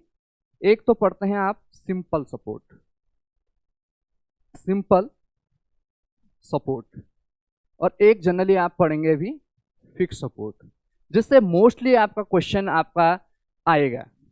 हालांकि इसके अलावा और भी आपके रोल मींस की अलग अलग टाइप के सपोर्ट्स होते हैं, ठीक है, वो आपके मींस की गेट आईएएस के हिसाब से अलग सपोर्ट्स और भी हैं, उसमें ज़्यादा कुछ इतना बड़ा प्रॉब्लम नहीं है, उसको हम आगे क्वेश्चन की हेल्प से देख लेंगे। तो सिंपल सपोर्ट क्या है, ये बेसिकली 2 टाइप के होते हैं। एक तो होता है आपका रोलर सपोर्ट, और एक क्या होता है आपका हिंज सपोर्ट। तो रोलर सपोर्ट क्या है, यानी आप देखेंगे रोलर सपोर्ट यानी कि जिसमें क्या लगा हो बीच में, यहां रोलर, ये ऐसा सिंबल हो सकता है, ये सिंबल है सिर्फ एक, और may be like this, symbol is may be like this. Okay, so या may be like this. Okay, may be like this. तो ये आपके इसके क्या हैं, ये सारे सिंबल हैं, ठीक है। अब hinge support like this, like this is hinge support. Fixed support like this, or maybe like this. So these are the support: simple support and fixed support. Simple support, roller support, hinge support. So अब ये support करते क्या हैं, ये support क्या देता है आपको, अभी बताया था, सपोर्ट गिव्स व्हाट, रिएक्शन, यानी री प्लस एक्शन। जब एक्शन हुआ तो इसने कुछ रेजिस्टेंस दिया। तो किस तरह से ये आपके रिएक्शन दे रहे हैं, इसको देखते हैं जरा। रोलर सपोर्ट, तो रोलर सपोर्ट आपका बेसिकली क्या है, लेटस अभी मैं इस डायरेक्शन में लेता हूं, तो आप देख रहे हैं अगर इसमें कोई भी इस स्ट्रक्चर में अगर लोड आ रहा होगा तो ये सपोर्ट आपको हॉरिजॉन्टल डायरेक्शन में रेजिस्टेंस नहीं दे पाएगा। यानी इसका जो ये एक्शन जब हो रहा होगा तो ये रेजिस्टेंस नहीं दे पाएगा। किस डायरेक्शन में, that is in horizontal direction. So आपको हॉरिजॉन्टल डायरेक्शन में रिएक्शन नहीं मिलेगी। वर्टिकल डायरेक्शन में जब आप इसको नीचे के, तो आप देख रहे होंगे, ये देखें, ये सपोर्ट है, late us, this is a roller, this is a beam. अगर मैं इसमें हॉरिजॉन्टल फोर्स लगा रहा हूं, क्या आपका ये रुक रहा है, ये मेंबर, ये ऊपर मेंबर है, कोई भी मेंबर हो अभी, तो ये मेंबर है, अगर ये सपोर्ट की तरह ट्रीट करूं तो क्या ये आपका रुक रहा है, नहीं रुक रहा है। दैट मीन्स इसने कोई रेजिस्टेंस नहीं दिया। पर मैं नीचे को दबा रहा हूं तो आपका ये आपका इसने क्या दिया, इसको एक रेजिस्टेंस दिया। दैट मीन्स ये जो आपका एक डायरेक्शन में रेजिस्टेंस देगा, दैट इज आर वर्टिकल। कौन से डायरेक्शन में थी, it may B horizontal if it is. ऐसा नहीं है कि रोलर सपोर्ट सिर्फ आपको वर्टिकली रिएक्शन देगा, ये आपको हॉरिजॉन्टल रिएक्शन भी देगा। अगर ये इस तरह से लगा हो तो क्या अब ये वर्टिकल रुक पाएगा, नहीं। अब ये सिर्फ कौन सी रिएक्शन देगा, it will be give only horizontal reaction, पर देगा सिर्फ एक रिएक्शन। कितनी रिएक्शन देगा, तो roller support gives only one reaction. It may B vertical, it may B horizontal, depending upon the position of the rollers. If it is in horizontal direction, the rollers are in horizontal direction, then it will not give the resistance in horizontal direction, it give the resistance only in the vertical direction. And if it is in this direction, it will not give resistance in vertical direction, it give resistance only in horizontal direction. Okay, so roller support gives only how many reaction, only one reaction. Now hinge, hinge basically क्या है, एक pin support है। Pin support यानी कि जैसे हमने नट और bolt से कस दिया, ठीक है। तो अब आप ये क्या करेगा, जैसे आपका हिंज के बारे में आपने सुना होगा, जैसे दरवाजे हैं, दरवाजे में क्या लगता है, हिंज लगते हैं। अब कभी दरवाजे को आप अगर ऐसे हॉरिजॉन्टली खींचेंगे क्या खिंच जाएगा, नहीं। वर्टिकली खींचेंगे क्या खिंच जाएगा, नहीं। यानी कि इसने दो डायरेक्शन में रेजिस्टेंस दिया। दो डायरेक्शन में कौन कौन से, that is it will give reaction in horizontal direction, are in horizontal direction as well as are in vertical direction. So hinge support give how many reaction, two reaction. How many reaction, two reaction. Now fixed support, fixed support have the property that it will give three reaction. अब third reaction का भी आपने नाम नहीं सुना है, उसको हम डिस्कस करेंगे। Why this roller support and hinge support are not introduce this third reaction, that is moment reaction. This fixed support gives horizontal reaction, gives vertical reaction, and also give moment reaction.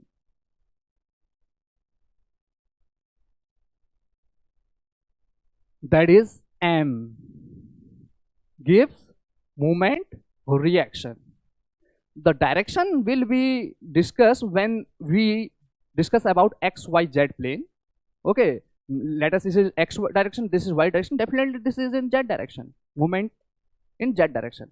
That means what is moment reaction, that is resistance against the rotation, resistance against the rotation, rotation यानी slope, rotation यानी कि सबको पता है rotation माने कि किसी चीज में क्या आ जाना, कुछ स्लोप डेवलप हो जाना। तो अगर आपको रेजिस्टेंस मिल रहा है किसके अगेंस्ट, आपके लोड जब कर रहे हैं, तो लोड उसको अगर आपका मीन्स कि किसी एक पॉइंट में अगर आपको वह रोटेट करने की टेंडेंसी कर रहा है, तो जो ये सपोर्ट है वहां पर एक रिएक्शन डेवलप करके आपको इस रोटेशन को क्या कर देगा, रेजिस्ट कर देगा, यानी क्या कर देगा, जीरो कर देगा। क्या कर देगा, जीरो कर देगा डेफिनेटली। ये दोनों जीरो नहीं कर पा रहे हैं इसको, क्यों? क्योंकि आपको पता है जो दरवाजा है, जिसका भी एग्जाम्पल हमने लिया है, जिसको हम हिंज बोलते हैं, अब ये जो दरवाजा है, आप हॉरिजॉन्टली तो आप नहीं खींच पा रहे हैं, तो आपको हॉरिजॉन्टल रिएक्शन मिल गई। वर्टिकली आप कर रहे हैं तब भी नहीं, आप उस दरवाजे को ऊपर नीचे तो नहीं कर पा रहे हैं, पर आप दरवाजा खोल तो पा रहे हैं। यानी कि अगर दरवाजे को, मैं दरवाजे का, ये दरवाजा एक्स और वाई प्लेन में है, किस प्लेन में है? एक्स और वाई प्लेन में। तो एक्स और वाई प्लेन में तो रुक जा रहे हैं, यानी हॉरिजॉन्टली और vertically the door is resisted by the external load, but when आप उसको जब खींचते हैं, यानी इसको खींचते नहीं, यानी कि आप उसको जब खोलते हैं तो आपका वो दरवाजा क्या हो जाता है? खुल जाता है। यानी खुल जाता है यानी कि आपका रोटेट हो जाता है, यानी कि आप जेड डायरेक्शन में उसके रेजिस्टेंस को डेवलप नहीं कर पाते हैं। इसलिए आपको third reaction in hinge support will not develop, because इसने यहाँ पर रेजिस्टेंस डेवलप नहीं किया। पर यही चीज़ अगर दरवाजा के जो आपके चौखट से लगी रहती हैं, अगर क्या उसको कर दें, वो फिक्स है वहाँ पर दरवाजे में, वो आप उसको कहीं नहीं ले जा सकते, वो रोटेट भी नहीं हो सकता। ठीक है, तो आपका बेसिकली इसलिए फिक्स सपोर्ट, यानी कि एग्जांपल देखते हैं कैसे। लेट अस, आपका ये हिंज है, हिंज माने ऐसा। अब आपने इसको यहाँ पर इस पॉइंट में क्या, नीचे नहीं जा रहा है, इसको यहाँ क्या है, इस पॉइंट में ये हॉरिजॉन्टल डायरेक्शन में नहीं जा रहा है, पर ये आसानी से आप खुद करके देखेंगे, ये आसानी से क्या हो रहा है, रोटेट हो रहा है। कौन से डायरेक्शन में? That is in longitudinal direction, that is Z direction. But लाओ अब मैं इसको फिक्स कर देता हूँ, मैंने इसको हॉरिजॉन्टली खींचा नहीं, वर्टिकली नहीं, अब मैं इसको रोटेट कर रहा हूँ तो नहीं। अब अगर आप खुद एक बार करके देखें, एक पेन लें जो आपने नोट्स के लिए बना रखा है, उस पेन को लें, इसको करें, थोड़ा सा इसको दबाएं। अब जब इसको दबा रहे होंगे ना, तो आपके हाथ में एक जोर लग रहा होगा, जोर तो जानते हैं, यानी एक फोर्स लग रहा होगा, जोर माने फोर्स, एक फोर्स लग रहा होगा। This is air resistance force. ये आपका इस डायरेक्शन में, यानी आप इसको ऐसा कर रहे हैं तो ये ऐसा लग रहा है, ऐसे इस डायरेक्शन में लग रहा है, यानी कि आप रेजिस्टेंस हमेशा किस डायरेक्शन में लगेगा? डेफिनेटली अपोजिट डायरेक्शन में। आप फोर्स नीचे की ओर लगा रहे हैं तो रेजिस्टेंस ऊपर की ओर। अब आप इसको नीचे की ओर मोड़ रहे हैं तो रेजिस्टेंस कहाँ की ओर होगा? यहाँ की ओर होगा। अगर ये अगर मैंने इसको ऐसे मुड़ गया तो इसने रेजिस्टेंस नहीं दिया, पर सपोर्ट है तो ये रेजिस्टेंस देगा। That's why it give moment reaction. तो ये तो होगी आपकी तीन रिएक्शन। यानी कि रोलर सपोर्ट ने क्या रेस्ट्रिक्ट किया? अभी इस सपोर्ट की बात करें तो इस सपोर्ट ने, यानी डेल्टा माने deflection, in vertical direction restrict किया, यानी कि वो जीरो आया। पर delta in horizontal direction is not equal to zero. It will also not register rotation, that is rotation at this point A, theta A will not be zero, theta A will not be zero। हमेशा आप देखेंगे इस roller support में क्या मिलेगा आपको? Slope मिलेगा। This gives resistance in this direction, that means deflection in horizontal direction zero। Why? Because it gives reaction। reaction क्या करते हैं? रेजिस्ट करते हैं किसको? एक्शन को। इस पॉइंट पे ये आपका हॉरिजॉन्टल डिफ्लेक्शन क्या हो जाएगा? जीरो। वर्टिकल डिफ्लेक्शन क्या हो जाएगा? जीरो। पर क्या ये दरवाजा, या आप अभी मैं दरवाजे का एग्जांपल दे रहा हूँ, it hinge may be anywhere, any support, these are the basics. So theta A, this is theta A, तो मिलेगा। पर क्या यहाँ पर आपको कोई भी कहीं भी जाने देगा ये फिक्स सपोर्ट? इसको ना हॉरिजॉन्टली जाने दे रहा, ना वर्टिकली जाने दे रहा, ना ही स्लोप दे रहा है। That means delta horizontal is zero, delta vertical is zero, and slope, that is rotation, theta is zero। very important point। तो जब फिक्स सपोर्ट में आपका जो स्लोप होता है वो कितना होता है? Zero. Why? Because it gives moment reaction, moment reaction resistance against the rotation. So these are the supports. तो एक बार देख लेना सपोर्ट्स क्या क्या। हमने सपोर्ट्स बोला, supports which gives reaction. Action हमने पढ़ा, एक्शन यानी कि लोड। लोड किस में पड़ता है? IS 875। कितने पार्ट हैं? 5 पार्ट हैं। पार्ट थर्ड आपको याद रखना है, विंड लोड से रिलेटेड है। ठीक है, फिर डेड लोड क्या है? Which can not change its position. Live load which can change its position. Seismic load are 1893, IS 1893, that is earthquake resistant design of building में। और सपोर्ट्स बेसिकली क्या है? सपोर्ट्स आपके दो टाइप के होते हैं, एक सिंपल सपोर्ट होता है, क्या होता है? Fix support. इसके अलावा और भी सपोर्ट्स हैं, जब क्वेश्चन की अभी हम देखेंगे अलग अलग क्वेश्चन तो आपके और डिस्कस। पर अभी बेसिक्स के लिए आप इन दो सपोर्ट्स को ध्यान रखें, सिंपल सपोर्ट और फिक्स सपोर्ट। सिंपल सपोर्ट क्या है? Roller support and hinge support. Roller support क्या है? जिसके आगे रोलर, ये इस डायरेक्शन में हो सकता है, ये इस डायरेक्शन में हो सकता है। ये हिंज सपोर्ट इस डायरेक्शन में हो सकता है, हिंज सपोर्ट इस डायरेक्शन में हो सकता है। तो ये आपका हॉरिजॉन्टल रिएक्शन भी देगा और क्या भी देगा आपको? वर्टिकल रिएक्शन भी। तो हिंज सपोर्ट कितनी रिएक्शन देता है? 2। क्यों? बिकॉज ये 2 डायरेक्शन में रेजिस्ट कर सकता है। क्या रेजिस्ट कर सकता है? डिफ्लेक्शन। क्या रेजिस्ट कर सकता है? डिफ्लेक्शन। तो ये डिफ्लेक्शन इसने रजिस्ट कर दिया, इसलिए ये दोनों जीरो हो गए। पर ये जीरो नहीं हो पाया। क्यों जीरो नहीं हो पाएगा? दैट इज आपको पता है कि यहाँ पर आपका रोटेशन इसने अलाउ कर दिया, तो इसलिए थीटा ए मिलेगा, पर ये दोनों नहीं मिलेंगे। पर इसमें कुछ भी नहीं मिलेगा। इस फिक्स सपोर्ट में delta H zero, delta B zero and slope is also zero. तो ये ऑब्जेक्टिव के लिए ध्यान रखें कि slope at a fix support is zero. क्यों जीरो होता है आपको पता होगा, because it gives resistance against the rotation. जब किसी चीज को रेजिस्टेंस मिल गया तो मिला कहाँ? तो resistance against the slope will be zero. ये क्लियर हो गया? इतना सपोर्ट्स के बारे में पता चल गया? ओके, मैं समझता हूँ आप समझ पा रहे होंगे। ज़्यादा आपका मीन्स कि बहुत सिंपल है। आप इसको ऑब्जेक्टिव पॉइंट ऑफ व्यू से देख रहे हैं तो roller support 1 reaction, hinge support 2 reaction, fix support 3 reaction. Definitely fix support how many reaction? 3 reaction. Slope at fix support is zero. Simple objective. पर concept wise why roller support give only 1 reaction? Because it resist only deformation only in one direction. Fixed support resists all in 3 direction at a particular point where the fixed support exists. So this give no deformation either in x, either in y or in z direction. That is horizontal, vertical and rotation are restricted. So ये तीनों क्या है आपके? Zero हैं। ये 2 direction में कर रहा है तो ये 2 जीरो है, पर थीटा आपका ये सिर्फ एक ही डायरेक्शन। हालांकि जब ये दोनों कॉम्बिनेशन में आएंगे तो ये इसके द्वारा जो हॉरिजॉन्टल डिफ्लेक्शन है, यानी कि ये दोनों कॉम्बिनेशन में आ गए। लेटस जैसे अभी बीम में देखेंगे, ये दोनों जब कॉम्बिनेशन में आ गए, यानी roller support and hinge support are in combination, then this horizontal deflection is also resist. This horizontal deflection that is जो अभी हमने सिंपल पढ़ रखा है सिंगल, तो अगर ये कॉम्बिनेशन में आएंगे, क्योंकि ये तो रोक देगा ना। ये जो आपका हिंज सपोर्ट है ये आपका क्या कर देगा, यहाँ पर एक रेजिस्टेंस डेवलप कर रहा है, ये रोक देगा। तो ये जब कॉम्बिनेशन में आएंगे दोनों, तो definitely horizontal deflection is also prevented when roller support and hinge support are in combination in a beam. उसी के बारे में हम पढ़ने जा रहे हैं, that is simply supported beam, types of beam. तो टाइप्स ऑफ बीम सबको पता है। एक बार मैं टाइप्स ऑफ बीम के बारे में आपको थोड़ा सा बता देता हूँ, बिकॉज ये काफ़ी इंपॉर्टेंट आपका पॉइंट है। क्योंकि जब तक आपको टाइप्स ऑफ बीम देखें, ये अभी इंट्रोडक्शन है, जब तक आपको बेसिक्स क्लियर नहीं होंगे तब तक आप शेयर फोर्स और बेंडिंग मोमेंट को बेटर नहीं समझ पाएंगे। Share force and bending moment बहुत आसान है, कुछ नहीं है। आपने एक क्वेश्चन समझना है, एक कॉन्सेप्ट समझना है, एक कॉन्सेप्ट समझे आपका पूरा चैप्टर एसएफडी बीएमडी। कॉन्सेप्ट जैसे जैसे आपके क्वेश्चन के चेंज होते रहेंगे, हम कॉन्सेप्ट को पढ़ेंगे। कॉन्सेप्ट आप अगर समझ गए, दैट मीन्स आपका सोम कंप्लीट। यानी आपको आज यह सीख के जाना है यहाँ से, सबसे पहले स्ट्रेंथ ऑफ मटेरियल में इंपोर्टेंस किसका है? सेक्शन का। यानी सेक्शन पे ही आपने सारा काम करना है। अब इतना डरने की जरूरत नहीं है कि मुझे सेक्शन दिख नहीं रहा है। आपको पता है सेक्शन क्या होगा? गोल, गोल सर्कुलर सेक्शन। कैसा होगा? रेक्टेंगुलर।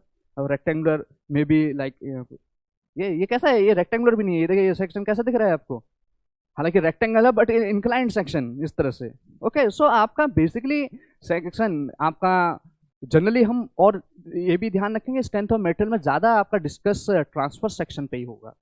चाहे हम एक्सियल फोर्स की बात करें, चाहे आप शेयर फोर्स की बात करें, चाहे बेंडिंग मूवमेंट, चाहे डिफ्लेक्शन, तो जनरली हम ट्रांसफर सेक्शन पे ही देखेंगे। तो सेक्शन का काफ़ी इंपॉर्टेंस है।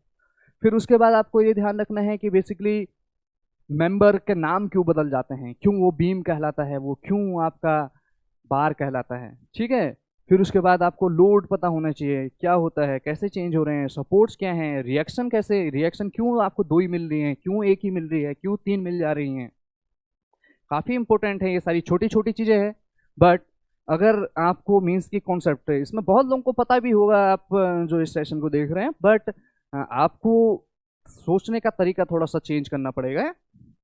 यानी कि सक्सेस अगर आपको स्पेशली बहुत जल्दी चाहिए, यानी सही डायरेक्शन में चाहिए और बहुत प्रिसाइज आपने पढ़ना है।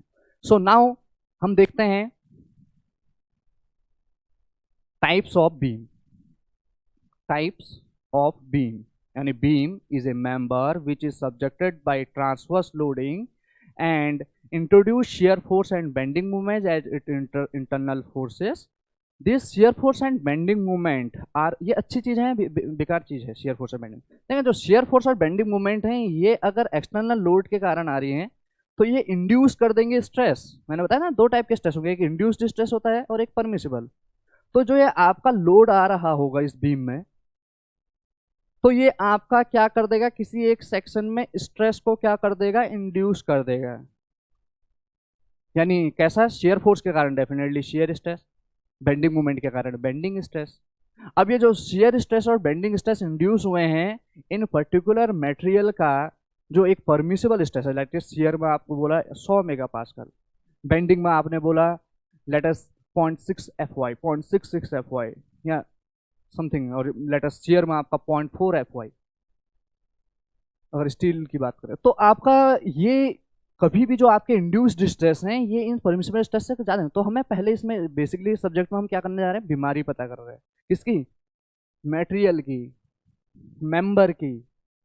तो ये जो बीमारी आप पता कर रहे हैं, ये बीमारियां हैं क्या, शेयर फोर्स, बेंडिंग मूवमेंट, कितना है उनको एक ग्राफिकल मैनर में रिप्रेजेंट करना ही क्या है, shear force diagram and bending movement diagram. पर उससे पहले हम देख लेते हैं ये बीम कौन सी है, क्या इनसे क्वेश्चन बन सकते हैं।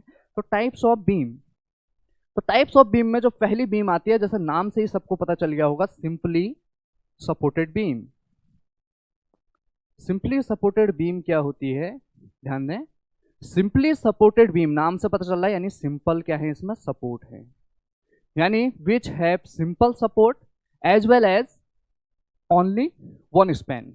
स्पैन भी वन होना चाहिए, सिंपल सपोर्ट तो है पर स्पैन भी क्या होना चाहिए, एक ही स्पैन होना चाहिए, ठीक है। यानी which have simple support plus in A span, in A span, एक स्पैन में क्या होनी चाहिए, सिंपल सपोर्ट। अब ये सिंपल सपोर्ट तो आपको पता ही है क्या है, यानी कि ये आपकी बीम है, लेटस यहाँ पर एक हिंज सपोर्ट हो गया और एक यहाँ पर क्या हो गया आपका रोलर सपोर्ट। अब आपका क्वेश्चन ये हो सकता है, सर क्या आपने क्यों एक जगह हिंज ही बनाया, ये सबको दिख रहा है हिंज, ये हिंज सपोर्ट है and this is a roller support, this is, अभी मैंने इसका कौन सी डायरेक्शन दिख रही है आपको, लॉन्गिट्यूडनल, अभी आपको ट्रांसवर्स डायरेक्शन नहीं दिख रही है, सिर्फ एक आपको ये एक रूप रेखा टाइप की दिख रही है, आपको क्या नहीं दिख रहा है, दैट इज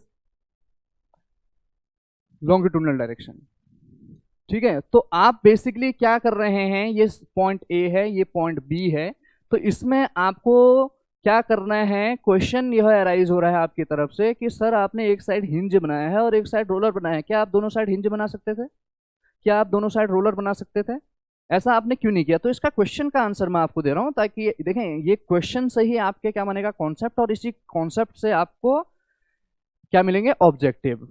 तो बेसिकली मैंने बोला कि क्यों आप दोनों डायरेक्शन में क्या नहीं कर सकते हैं, यानी कि दोनों डायरेक्शन में रोलर सपोर्ट कर देंगे तो तब क्या हो जाएगा, और दोनों पॉइंट पे इसके एंड में अगर हिंज कर देंगे तो तब क्या हो जाएगा।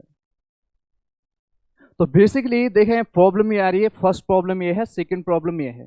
तो जब भी मैं आके आपको पढ़ाऊंगा सिंपली सपोर्टेड बीम के शेयर फोर्स डायग्राम और बेंडिंग मोमेंट डायग्राम, तो मैं एक जगह हिंज लिखाऊंगा एक जगह रोलर, मैं दोनों जगह रोलर नहीं दिखाऊंगा, दोनों जगह हिंज नहीं दिखाऊंगा, ये दिखा भी सकता हूँ, इससे ज्यादा प्रॉब्लम नहीं होगी, क्यों नहीं होगी इससे भी देख सकते हैं, पर ये नहीं दिखाऊंगा कभी। क्यों नहीं दिखाऊंगा, बिकॉज देखें ये रोलर सपोर्ट है, जब आपके दोनों डायरेक्शन में रोलर सपोर्ट होते हैं तो बेसिकली होता क्या है, ये एक कैसा स्ट्रक्चर होता है, अनस्टेबल। कैसा स्ट्रक्चर होता है, एक अनस्टेबल। क्यों अनस्टेबल, बिकॉज अगर आप इसको हॉरिजॉन्टल डायरेक्शन में कोई अगर इसमें, हालांकि आप बोल रहे होंगे sir beam is a transverse load carrying member, इसमें कभी हॉरिजॉन्टल लोड आएगा ही नहीं, but if the load may be inclined the horizontal component will displace this beam.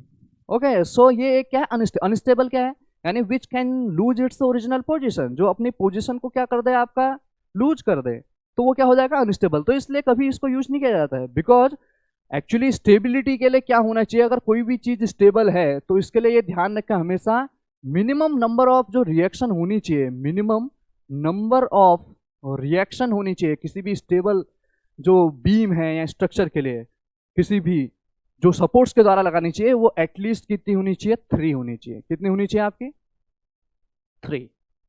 और ये जो 3 रिएक्शन होनी चाहिए, ये बेसिकली ऐसा नहीं कि आपकी 3 की 3, अब आपने बोला 3 रिएक्शन, ये 3 की 3 आपकी पैरेलल नहीं होनी चाहिए। 3 reaction, minimum number of reaction 3 but not parallel, यानी कि सारी की सारी पैरेलल नहीं होनी चाहिए। यानी कि आपने बोला 3 रिएक्शन तो है, लेट अस ये रोलर सपोर्ट हो गया, दिख रहा है, हाँ ये रोलर सपोर्ट है, ये भी क्या है आपका रोलर सपोर्ट। अब आप बोलोगे सर इसमें तो 3 रिएक्शन है, बट 3 रिएक्शन तो है, मुझे भी दिख रहा है 1 रिएक्शन 2 रिएक्शन 3 रिएक्शन, पर क्या ये हॉरिजॉन्टल को रोक पा रही है? नहीं।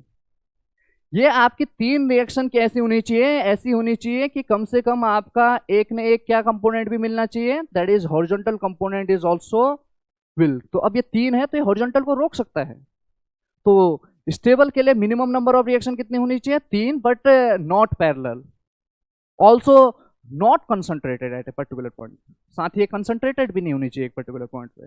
तो इसलिए इसको यूज नहीं करते हैं आप, इसको मैं आगे नहीं पढ़ाऊंगा, नहीं आप इसको बुक्स में देखेंगे कि दोनों आर स्टेबल, ये देख भी सकते हैं, एग्जाम में भी आ सकता है, तो इससे घबराने की जरूरत नहीं है। पर इससे मैं आपको एक टॉपिक पढ़ा रहा हूं, that is determinate structure and indeterminate structure. क्या है topic? Determinate structure and indeterminate structure. So देखते हैं। ओके सो यहां पर देखें, बेसिकली जो ये आपके सपोर्ट रिएक्शन है, इनको निकालने के लिए आपके पास एक बहुत ही बढ़िया चीज है। बढ़िया क्या चीज है आपको मीन्स की पता ही है क्या है वो? That is equation of equilibrium. Equation of equilibrium. So basically क्या है, यानी कि अगर हम बात करें किसकी? Equation of equilibrium, equations of equilibrium, यानी संतुलन के समीकरण।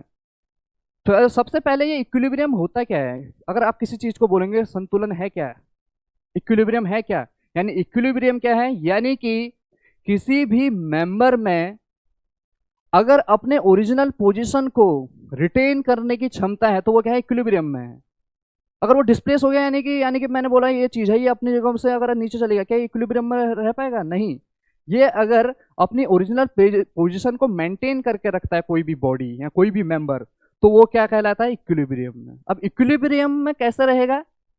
जब आपको पता है कि उसमें लगने वाले जो भी फोर्सेस हैं, एक्सटर्नल फोर्सेस, उन सब वो एक दूसरे को क्या करते हैं? कैंसल आउट करते हैं। जितने भी फोर्सेस उस मेंबर में लग रहे होंगे, और ये जो जितने भी फोर्सेस किसी भी मेंबर में लगते हैं, उनको एक डायग्राम से दिखाते हैं जिसको बोलते हैं FBD। क्या बोलते हैं? FBD, free body diagram. तो ये जो आपके फ्री बॉडी डायग्राम जब बनाऊंगा, जितने भी उसमें एक्सटर्नल फोर्स और इंटरनल फोर्स, सपोर्ट रिएक्शन, जितने भी चीज उसमें लग रही होंगी, उनका एक ग्राफिकल वे में आपका representation is known as free body diagram. तो जो फ्री बॉडी डायग्राम में जितने भी एक्सटर्नल फोर्स लग रहे होंगे, जितने भी आपके सपोर्ट रिएक्शन लग रहे होंगे, ये एक दूसरे को कैंसल आउट कर दें। कैंसल आउट कैसे करेंगे? जब इनका समीशन क्या हो जाएगा? 0। जब इनका समीशन क्या हो जाएगा? 0। यानी कि इक्वेशन ऑफ इक्विलिब्रियम की बात करें तो ये क्या होती हैं? 3 होती हैं। अब कैसे ये 3 होती हैं जरा इसको देखते हैं। यानी कि हमारा अभी सिंपली सपोर्टेड बीम है, देखें आप, सिंपली सपोर्टेड बीम सब जानते हैं, विच हैव सिंपल सपोर्ट्स। पर आपको थोड़ा सा और ब्रॉड वे में पढ़ना पड़ेगा कि क्या क्वेश्चन सिंपली सपोर्टेड बीम क्या आएगा, ये डिटर्मिनेट है या इनडिटर्मिनेट है, ये पूछा जाएगा। ऐसा क्वेश्चन आएगा कि निम्न में से बताइए डिटर्मिनेट स्ट्रक्चर्स कौन है। आप यह ना सोचें कि सर आप सिंपली सपोर्टेड पढ़ा रहे थे, फिर ठीक है सिंपली सपोर्टेड बीम, बट आप इसमें क्या देख रहे हैं? सबसे पहले क्वेश्चन बनेगा कि ये आपका डिटर्मिनेट स्ट्रक्चर है या इनडिटर्मिनेट स्ट्रक्चर है। डिटर्मिनेट स्ट्रक्चर क्या होते हैं और इनडिटर्मिनेट स्ट्रक्चर क्या होते हैं? तो बेसिकली सिंपली सपोर्टेड बीम के बारे में हमने बोला, तो हमने पहला बोला कि एक जगह मैंने हिंजी लगाया था और एक जगह क्या लगाया था? रोलर। मैंने वही डायग्राम क्यों यूज किया? मैंने बोला दोनों जगह रोलर। तो पहला का आंसर तो आपको मिल गया कि दोनों जगह आपने रोलर क्यों नहीं लगाया, बिकॉज दोनों जगह रोलर लगाने से वो अनस्टेबल हो जा रहा था, because minimum number of reaction to get a stable structure is 3, but these 3 reaction will not be parallel or may not be concurrent, that is these 3 reaction will not meet at a single point. Now second diagram की दोनों hinge है, तब क्या problem है? Problem कुछ नहीं है, but एक टॉपिक मैं कवर करा सक रहा हूं उससे कि उसमें बेसिकली हिंज सपोर्ट में कितनी रिएक्शन आ रही हैं? दोनों जब हिंज जोड़ता है, 2 यहाँ पर 2 4, तो 4 रिएक्शन होने से क्या प्रॉब्लम हो जाती है, वही टॉपिक डिस्कस हो रहा है। तो अब जो ये रिएक्शन है इनको निकालने के लिए मैंने क्या बोला, क्या होती है इक्वेशंस ऑफ इक्विलिब्रियम, क्या होती हैं आपको, इनको निकालने के लिए हमारे पास क्या हथियार है, हमारे पास हथियार है इक्वेशंस ऑफ इक्विलिब्रियम। क्या हथियार है, इक्विलिब्रियम है क्या, यानी कोई भी चीज अपनी ओरिजिनल पोजीशन यानी मेंटेन कर पा रही है, that means it is in equilibrium. किसमें है वो, आपका इक्विलिब्रियम में है। तो ओरिजिनल पोजीशन मेंटेन करने के लिए जो ये समीकरण है, these are known as equation of equilibrium. अब हमारा क्या है कि कोई भी एक मींस की लेटस कोई आपका बॉडी है। अभी ये क्या दिखाया मैंने आपको, मैंने क्या दिखाया, axis, x direction, y direction, z direction. जब कोई भी मेंबर एक्स और वाई डायरेक्शन में हो, सिर्फ सिर्फ इस डायरेक्शन में एक्स एंड वाई डायरेक्शन में हो, that means that is known as a 2D structure. कैसा स्ट्रक्चर बोला जाता है उसको, 2D। और क्या भी बोला जा सकता है, प्लेन स्ट्रक्चर। क्या भी बोला जाता है, प्लेन स्ट्रक्चर। यानी कि STRUCTURE स्ट्रक्चर। सो एक्स और वाई, यानी क्यों 2D मींस दो डायमेंशन में, एक्स डायरेक्शन में और वाई डायरेक्शन में। 2D structure are also known as plane structure. और अगर मैं बोल देता हूं इसकी थर्ड डायमेंशन है यानी कि जेड डायरेक्शन भी है, तो इसको क्या बोलेंगे, यानी तीनों डायरेक्शन में, दैट इज 3D, तीन dimension, 3D structure are also known as space. तो हम स्ट्रेंथ ऑफ मटेरियल में अभी स्पेशली आपको 2D के बारे में पढ़ाएंगे, पर इक्वेशन ऑफ इक्विलिब्रियम में आपको 2D में कितनी होती है, 3D में कितनी होती है, ये दोनों डिस्कस करूंगा। हम बेसिकली एक्स और वाई के बारे में डिस्कस करेंगे। एक्स वाई बेसिकली अब आपको ये भी समझना है, एक्स वाई हम कौन सा, यानी कि हम क्रॉस सेक्शन की स्टडी कर रहे हैं। किसकी स्टडी कर रहे हैं, क्रॉस सेक्शन की। तो क्रॉस सेक्शन आपको पता है बी और डी होता है, यानी कि दो डायमेंशन में पढ़ रहे हैं। और क्रॉस सेक्शन मैंने बोला कौन सा क्रॉस सेक्शन होगा, ट्रांसवर्स क्रॉस सेक्शन। तो ट्रांसवर्स क्रॉस सेक्शन की हम बात करेंगे तो एक्स और वाई डायरेक्शन, यानी ये जैसे ट्रांसवर्स सेक्शन है, ये this is a transverse section, this transverse direction is in, oh sorry, this is in, that is x direction, this is y direction only. अब इसकी जो जेड डायरेक्शन है, that is this z direction will not be discussed if we discuss about only transverse section. Longitudinal section को भी हम discuss करेंगे, यानी उसमें आने वाले इंटरनल फोर्सेस को, पर पर्टिकुलर पॉइंट में इंटरनल फोर्स यानी शेयर फोर्स और बेंडिंग मूवमेंट दिखाने के लिए मैं किसकी स्टडी करूंगा, this A B C and D, this section की। एंड दिस सेक्शन आपको सबको दिख रहा है, that is B, that is D, only in 2 dimensions. So focus mainly आपका किस में रहेगा, 2D में।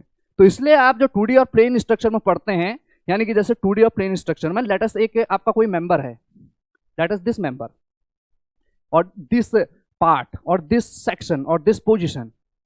तो इस मेंबर में, दैट इज ये जो मेंबर है जिसका अभी आपको ट्रांसवर्स सेक्शन या लॉन्गिट्यूडनल सेक्शन जो भी दिख रहा हो, यानी एक्स डायरेक्शन और कौन सी डायरेक्शन दिख रही है, वाई डायरेक्शन। तो अगर इसमें कोई भी एक्सटर्नल फोर्स लग रहे हैं, that is force F in x direction, और जितने भी फोर्स लग रहे हैं किस डायरेक्शन में, दैट इज वाई डायरेक्शन में। तो इन सारे फोर्सेस का जो समीशन होना चाहिए वो क्या होना चाहिए, 0, यानी कि summation of force in x direction equal to 0 अगर एक्स वाई प्लेन में है, summation of force in y direction equal to 0, and also summation of moment. अब देखें कोई भी चीज है ये एक्स और, जैसे कोई क्रॉस सेक्शन है हम उसको एक्स और वाई डायरेक्शन में तो सेव कर दिया, पर जेड डायरेक्शन में वो क्या लेगा, जेड डायरेक्शन में वो क्या लेगा, रोटेशन। ये देखें ये जो आपको ये सेक्शन दिख रहा है जिसको मैंने ए बी सी डी से दिखाया था, एक्स और वाई में तो आपने बोल दिया चलो ये सेफ हो गया, यानी कि हॉरिजॉन्टल और वर्टिकल डायरेक्शन में कहीं नहीं जा रहा है ये सेक्शन या ये मेंबर। बट जेड डायरेक्शन में भी क्या कर सकता है, रोटेट। देखें जेड डायरेक्शन में कैसे होगा ये, रोटेशन। तो हमें इसका जेड डायरेक्शन में रोटेशन बचाना है। यहाँ पर ऑब्जेक्टिव पूछता है कि बताइए equation of equilibrium x Y plane में क्या होगा, एक्स में 0 फोर्स, वाई में 0, जेड में। अगर एक्स वाई प्लेन की बात करूं, कौन से प्लेन की, एक्स वाई प्लेन की बात कर रहे हैं। अब अगर आप वाई जेड प्लेन की बात करें, अगर कोई चीज वाई जेड प्लेन में है, लेट अस, अब मैं एक कोई मेंबर ले लेता हूं, let us this is like in this plane, this is suppose D, sorry F E F G H. अब क्या होगा, इसका फोर्स एक्स डायरेक्शन में, फोर्स वाई, और मोमेंट आप कौन से डायरेक्शन में ले गए, एक्स डायरेक्शन में। सो वाई जेड प्लेन में जो ये आपका रहेगा, ये 2D, अभी 2D है, ये दोनों 2D हैं, 3D के बारे में भी देखेंगे। तो ये जो 2D में है इसमें आप वाई जेड प्लेन में इक्वेशन क्या हो जाएंगे, समीशन ऑफ फोर्स वाई में 0 होना चाहिए, समीशन ऑफ फोर्स जेड में 0 होना चाहिए। अब ये रोटेशन कहाँ ले रहा है, rotation in x direction. So summation of moment will be, because the rotation will be restricted, तभी तो ये इक्विलिब्रियम में रहेगा। तो ये है इक्वेशन ऑफ इक्विलिब्रियम। इसका मीन्स क्या है, सिग्मा। इसको क्या बोलते हैं, सबको पता होगा, सिग्मा। क्या बोलते हैं इसको, सिग्मा। सिग्मा वर्ड कब आता है? जब सिग्मा को हम अगर बोलूं तो क्या है? समीशन, यानी summation of forces in x direction will be zero, summation of force in y direction will be zero. The forces are external forces and support reactions. तो कितना फोर्स को रेजिस्ट करना है उसके लिए आपको कितना रिएक्शन मिलना है। मान लो ऊपर से 50 किलो न्यूटन आ रहा है, तो सपोर्ट रिएक्शन के द्वारा भी 50 किलो न्यूटन का फोर्स डेवलप होना चाहिए ताकि वो वर्टिकल डायरेक्शन में कहीं ना जा पाए। क्लियर है? ऐसे अगर हॉरिजॉन्टली फोर्स आ रहा होगा तो हॉरिजॉन्टल रिएक्शन भी डेवलप होनी चाहिए डेफिनेटली, कितने जितना हॉरिजॉन्टल फोर्स लग रहा होगा। तो इसलिए इनका यूज करते हैं, इनसे तो आपकी सपोर्ट रिएक्शन ऐसे वाई जेड, ऐसी अगर हम बात करें जेड एक्स प्लेन की, तो जेड एक्स प्लेन में अब क्या होगा बताओ? जेड एक्स प्लेन में सबको पता है, यानी कि अब जेड डायरेक्शन में फोर्स जीरो होगा, force in x direction zero होगा, पर मूवमेंट कौन से डायरेक्शन में जीरो होगा? वाई में। बिकॉज अब कौन से प्लेन में? ये वाली प्लेन देखें, जेड एक्स प्लेन, यानी ये जेड एक्स प्लेन है, जेड एक्स प्लेन में है कोई चीज, ये मेंबर। अब इसका फोर्स यहाँ जेड डायरेक्शन में जीरो होना चाहिए, फोर्स एक्स डायरेक्शन में जीरो होना चाहिए, पर ये मूवमेंट अब कौन से डायरेक्शन के अबाउट लेगा? वाई के अबाउट। ये तीनों मेंबर अभी 2D में है, तीनों को कंबाइन कर दो, क्या हो जाएगा? 3D। तीनों को कंबाइन कर देंगे, क्या हो जाएगा? 3D।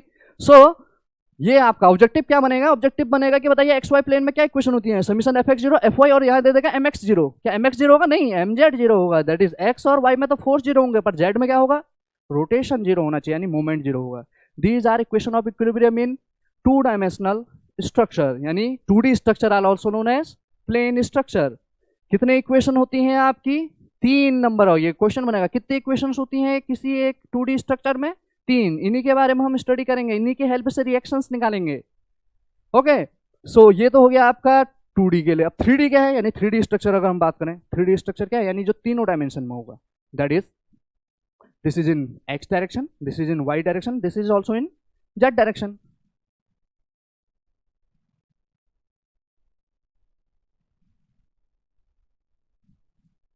This is a 3D diagram, सबको दिख रहा है? दैट इज x में भी, y में भी, z में भी। अब ये जब तीनों डायरेक्शन में गया है तो तीनों डायरेक्शन में फोर्स का समीशन भी जीरो होना चाहिए, यानी summation of force in x में zero, summation of force in y zero, summation of force in z zero. Also the rotation in x, in y and also in z direction will be prevented. How? By equating summation of moment x में zero, summation of moment y में zero, summation of moment in z direction equal to zero. So how many equation of equilibrium in 3D? That is 3D structure are also known as space structure. कितने equation? 1, 2, 3, 4, 5, 6. So simple सा objective बनेगा, how many number of equations are in a 3D structure? 6 equations. How many equations in 2D structures? 3 equations. Why 3? Because this 2D element will be prevented in x direction, in y direction as well as in z direction. That is z direction में moment resist होना चाहिए। Okay, Y Z plane में। पर हम जो भी आपको discuss करेंगे हम ये कंसिडर करते हैं, कोई भी आप बुक रेफर करेंगे तो उसमें लिखा रहता है the plane is considered as X Y plane. Plane क्या कंसिडर किया गया है? X Y plane. तो आप हमेशा बुक्स में देखते हैं वो क्या लिखता है? Sigma F X, sigma F Y और एम जेड लिखता है, ठीक है? जेड भी नहीं लिखता है। अब आप बोलेंगे सर हमने जेड तो सुना ही नहीं, हमने तो बोला सपोर्ट आपका बी के अबाउट मूवमेंट लेना है। तो ये क्या चीज़ है जेड? तो आप लॉन्गिट्यूडनल डायरेक्शन को देखें, मैंने बोला ये ट्रांसवर्स डायरेक्शन है, ये आप देख पा रहे हैं, this is a transverse direction. अब ये क्या है आपका? X, this is Y. अब ये जो आप ये सेंटर देख पा रहे हैं, सेंटर के आगे कौन सी डायरेक्शन है? जेड डायरेक्शन, यानी लॉन्गिट्यूडनल डायरेक्शन है। तो मूवमेंट आप कौन से डायरेक्शन के अबाउट लेंगे? जेड डायरेक्शन के अबाउट। ये क्या है? एक्स, दिस इज वाई, ये क्रॉस सेक्शन है।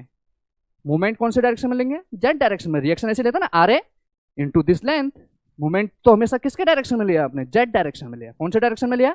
जेड डायरेक्शन में, ठीक है? पर हम उसको जेड ना बोल के क्या बोलते हैं? सपोर्ट बी के पॉइंट। कौन सा? ये पॉइंट बी के अबाउट लेते हैं, तो आर ए इंटू बी और आर इंटू एल।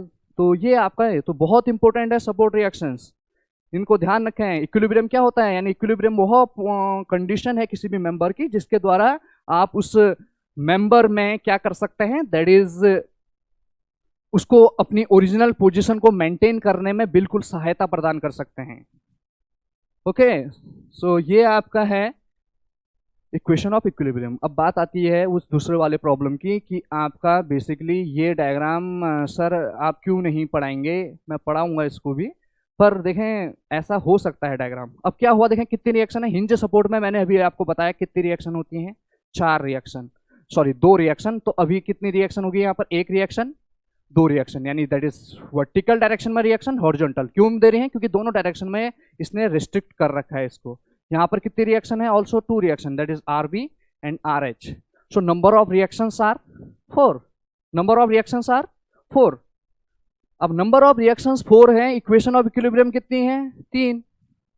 अब यानी कि इनको क्या बोलते हैं, अननोन, क्या बोला जाता है इनको, दीज आर अननोन्स। क्या है ये, अननोन्स, जो आपको पता नहीं है। अननोन्स क्या है, दैट इज ये रिएक्शंस जो है अननोन्स हैं। इनको कैसे निकालेंगे आप, विद हेल्प ऑफ किससे, इक्वेशन ऑफ इक्विलिब्रियम की हेल्प से। अब आप मुझे बताइए कि अगर आपके जो अननोन हैं जिनको आपको निकालना है वो ज़्यादा हो गए, आपके पास समीकरण हो गए कम, तो क्या प्रॉब्लम होगी, आप नहीं निकाल पाएंगे। तो इस टाइप के स्ट्रक्चर को क्या बोलते हैं, इनडिटर्मिनेट स्ट्रक्चर। क्या बोला जाता है इस टाइप के स्ट्रक्चर को, इनडिटर्मिनेट स्ट्रक्चर। हालांकि देखें इसमें प्रॉब्लम नहीं, अगर एग्जाम में आए इसको डरने की जरूरत नहीं है। क्यों नहीं है जरूरत, बिकॉज आपको पता है beam is always a vertical load carrying member. जब वर्टिकल लोड आ रहा है तो रिएक्शन भी सिर्फ क्या मिलेंगे आपकी, वर्टिकल डायरेक्शन में मिलेंगे। Horizontal reaction will always be 0 if a beam is subjected by only transverse load. ठीक है, तो उस केस में आपको ये RH और ये this both horizontal reaction will be cancel out, will be 0. So now 2 reactions and 2 equation of equilibrium and you can easily solve it. तो वहाँ टेक्निकली कोई यानी प्रॉब्लम नहीं है, ना न्यूमेरिकली कोई प्रॉब्लम है इसमें। बट आपको इससे एक टॉपिक मिलेगा, क्या टॉपिक मिला, दैट इज डिटर्मिनेट स्ट्रक्चर होते क्या है। डिटर्मिनेट स्ट्रक्चर क्या होते हैं, डिटर्मिनेट स्ट्रक्चर यानी नाम से पता चल रहा, डिटरमाइन कर सकते हैं जिसको। डिटरमाइन क्या करना है, रिएक्शंस निकालने हैं, यानी अननोन्स निकालने हैं। तो अगर किसी भी बीम में या किसी भी स्ट्रक्चर में आप जो अननोन को हैं, अननोन्स को अगर आप निकाल पाए किसकी हेल्प से, with help of equation of equilibrium alone, then it is known as determinate structure. तो इसका मीन्स क्या होगा determinate structure, when number of unknowns are less than or equal to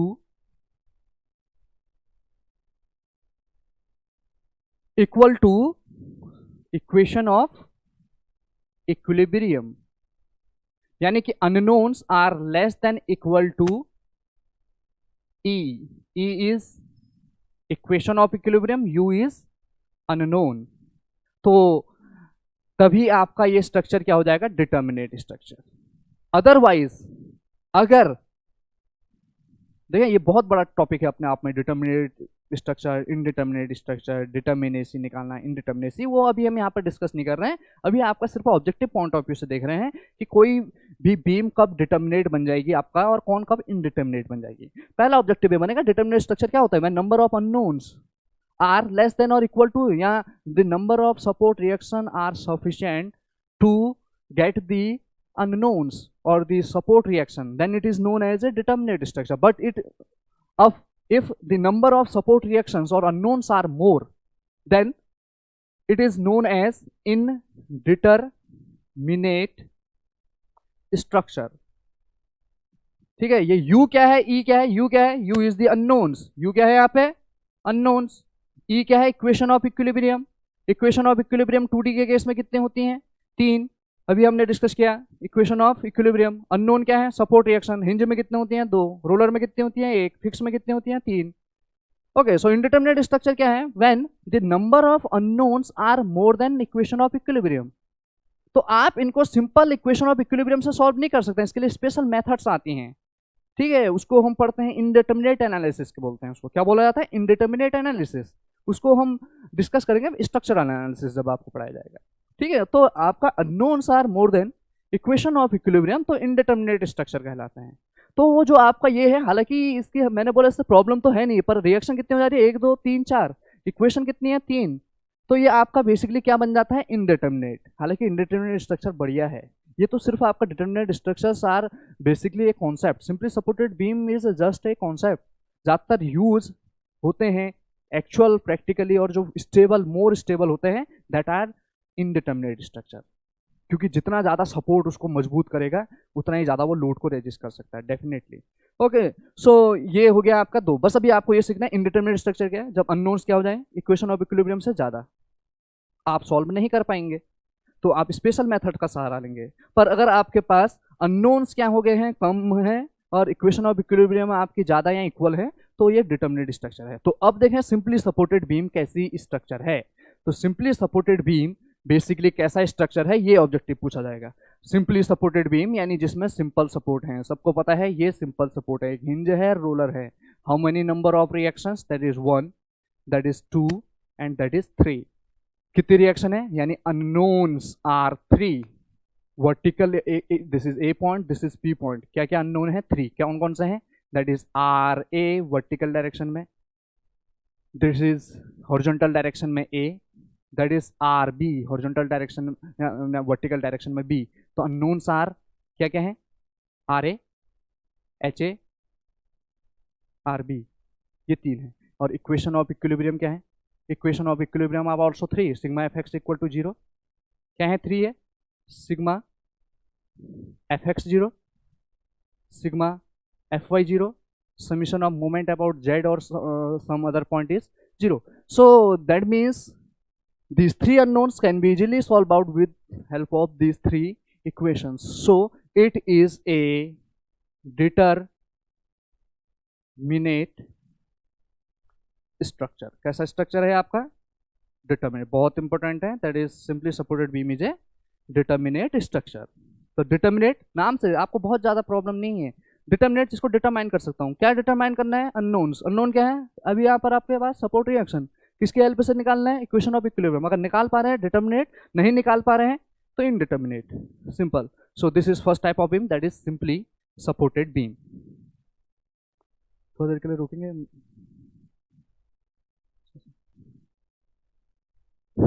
तो ओके, सो ये पता चलिए आपको डिटर्मिनेट क्या होता है और इनडिटर्मिनेट क्या होता है। और सिंपली सपोर्टेड बीम कैसी बीम है, एक डिटर्मिनेट बीम है, यानी कि डिटर्मिनेट स्ट्रक्चर है क्योंकि उसमें आने वाले सपोर्ट रिएक्शन को आप इजीली निकाल पा रहे हैं। कौन कौन से सपोर्ट रिएक्शन को, horizontal, vertical and vertical at the roller support. यानी कि अब आपका आता है कि बेसिकली और कौन से टाइप की बीम होती है। दूसरी बीम होती है आपकी कैंटिलीवर बीम। कैंटिलीवर बीम यानी कैंटिलीवर बीम है क्या, कैंटिलीवर बीम बेसिकली वह बीम होती है जिसका वन एंड आपका फिक्स्ड रहता है और अदर एंड इज फ्री, यानी one and fixed, other and free. यानी कि लेट अस, इसका ये सपोर्ट एंड तो फिक्स्ड है और अदर एंड क्या है आपका free, that is fixed and, और ये कौन सा एंड है, फ्री एंड। फ्री एंड के बारे में ध्यान देख लें कि फ्री एंड में जो आपका सपोर्ट रिएक्शन है वो तो कुछ होती नहीं है। सपोर्ट रिएक्शन हमेशा क्या होगी, सपोर्ट ही नहीं है तो सपोर्ट रिएक्शन क्या होगी, 0। तो यहाँ पर आपका डिफ्लेक्शन भी मिलेगा और स्लोप भी मिलेगा। ठीक है, तो देखते हैं फ्री एंड आपका सपोज बी है, ये सपोर्ट ए है। अब नंबर ऑफ रिएक्शन कितनी होती है इसमें, देखें आप 3 रिएक्शन, क्योंकि फिक्स सपोर्ट है। एक हॉरिजॉन्टल रिएक्शन, एक वर्टिकल रिएक्शन और एक कौन सी रिएक्शन आपकी, मोमेंट रिएक्शन। तो 3 रिएक्शन है, यानी कि हॉरिजॉन्टल रिएक्शन ए पे, वर्टिकल रिएक्शन और R A, and third one is moment reaction at A. So these 3 reactions are easily solved with help of equation of equilibrium. So cantilever beam is also a determinate structure. कहाँ पर बहुत लोगों ने देखी होगी cantilever beam, छज्जा जिसे हम बोलते हैं, यानी जो बाहर आपका कैंटिलीवर पोर्शन दरवाजों के बाहर निकला रहता है, खिड़कियों के बाहर निकला रहता है, ठीक है, या आपका बेसिकली, हालांकि उसको लिंटल्स भी बोल देते हैं कभी कभी जो वहाँ पर लगा है, पर बेसिकली आपका जो बीम बाहर निकले रहती है, जो छत आपकी जो रहती है, तो एक तो दीवार में रहता है फिक्स, जो बाहर वाला पोर्शन रहता है वो क्या रहता है आपका निकला, अब कितना उसका लेंथ रहना चाहिए कि कितना बाहर निकलना चाहिए, that is discussed in IAS 456 कि कितना आपका उसका बाहर कितने तक निकल सकता है, ठीक है, that is determinate structure. This is a fix beam, that is fixed support, and this is तो cantilever beam have one end fixed and one end free. now देखते हैं तीसरे टाइप की बीम. तीसरे टाइप की जो बीम है वो है आपकी फिक्स बीम. तो अब देखते हैं जल्दी जल्दी हम टाइप्स ऑफ बीम को कंप्लीट करते हैं. तो फिक्स बीम क्या होती है सबको पता है. तीसरी टाइप की बीम फिक्स बीम. तो फिक्स्ड बीम वह बीम होती है जिसके दोनों एंड क्या होते हैं आपके फिक्स्ड होते हैं, यानी सपोर्ट ए और सपोर्ट बी. तो जिसका लेंथ कितना है आपका L है. तो आपका बेसिकली सपोर्ट ए और सपोर्ट बी फिक्स्ड है, तो नंबर ऑफ रिएक्शन यहाँ कितनी होगी 3, यहाँ पर भी कितनी होगी 3, horizontal vertical end moment reaction, horizontal vertical है ना. तो बेसिकली नंबर ऑफ अननोन्स क्या हो गए, ज़्यादा हो गए किससे, नंबर ऑफ इक्वेशन से. तो इसका मीन्स फिक्स बीम क्या होती है, विच है बोथ हैंड फिक्स्ड, जिसके बोथ हैंड क्या होते हैं आपके फिक्स्ड होते हैं, और दोनों एंड फिक्स्ड होने से नंबर ऑफ रिएक्शंस आपके number of equation of equilibrium that is 3 से ज़्यादा हो जाती हैं. तो यह बीम एक कैसी बीम होती है, इनडिटर्मिनेट. कैसी होती है आपकी इनडिटर्मिनेट. इनडिटर्मिनेट माने जिसको मैं डिटरमाइन नहीं कर पाऊंगा किसकी हेल्प से, इक्वेशन ऑफ इक्विलिब्रियम की हेल्प से. इसके लिए स्पेशल मेथड्स आती है. अब बात आती है बेसिकली कितने डिग्री से ये इनडिटर्मिनेट है, यानी कि कितने एक्स्ट्रा अननोन्स हैं इसमें. इसको हम एक सेपरेट टॉपिक हम आपके लिए बनाएंगे, यानी कि इनडिटर्मिनेसी का इन स्ट्रक्चर पार्ट. ठीक है, बहुत अच्छे से हम उसको पढ़ेंगे कि डिग्री ऑफ इनडिटर्मिनेसी क्या होती है, क्या आपका बेसिकली स्टैटिक होता है, क्या काइनेमेटिक होता है, वो स्ट्रक्चर एनालिसिस में आपका आएगा. बट अभी देखना है फिक्स बीम कैसा बीम होता है, एक आपका इनडिटर्मिनेट, दोनों एंड कैसे हैं आपके फिक्स्ड हैं, तो ये आपकी क्या कहलाएगी फिक्स बीम. पर स्पैन आपका सिर्फ एक ही रहना चाहिए. ठीक है, अब आपका फोर्थ वन आता है continuous beam. Continuous beam. Continuous beam क्या होती है, वह बीम जिसमें क्या होता है more than two support, more than two support और मोर देन वन स्पैन, जिसमें एक से ज्यादा स्पैन हो, more than one span and more than two support, like this, one support, two support, third support, that is 1 2 3 supports and 2 spans, or maybe like this, this is hinge, this is roller, this is roller, this is hinge. These two are example 1, example 2. so ये जो दोनों beam है आपकी, ये दोनों कैसी beam है आपकी, that is a continuous beam, यानी कि स्पैन आपका ये ए है, ये बी है, ये क्या है आपका सी, ये support A, support B, support C, support D. So number of reactions are 3 और 1 4 एंड 2 6, यानी कि आपके जो नंबर ऑफ रिएक्शंस हैं वो आपके इक्वेशन ऑफ इक्विलिब्रियम से क्या है ज़्यादा है. तो डेफिनेटली जो ये आपकी बीम है, ये कैसे बीम है आपकी, continuous beam is also a indeterminate beam, यानी indeterminate structure, because number of reactions are more. कितनी, 3 रिएक्शन यहाँ पे, एक 4 और 2 6, 2 एक 3 एक 4 और 2 6, तो कितनी रिएक्शन होगी 6, इसमें भी 6 है. तो जो किससे ज़्यादा है आपके number of equation of equilibrium से, तो ये क्या हो जाएगा आपका इनडिटर्मिनेट बीम हो जाएंगी.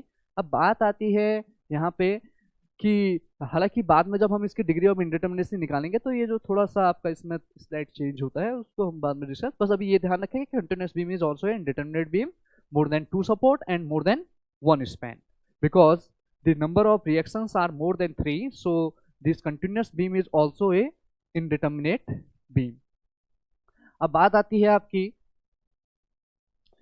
कि नेक्स्ट टाइप की बीम. नेक्स्ट टाइप की बीम है आपकी जो 5th number, that is A overhang beam. Overhang beam, overhang beam क्या होती है, दैट इज जिसका स्पैन जो है वो सपोर्ट से बाहर लटका रहता है. ओवरहैंग यानी कि जैसे ये बीम है, इस बीम में आप देख रहे होंगे कि आपका ये पोर्शन यानी BC portion is outside the support, that is ये लटका हुआ है. तो जब आपका जो सपोर्ट से बाहर अगर स्पैन हो, then it is known as overhang beam.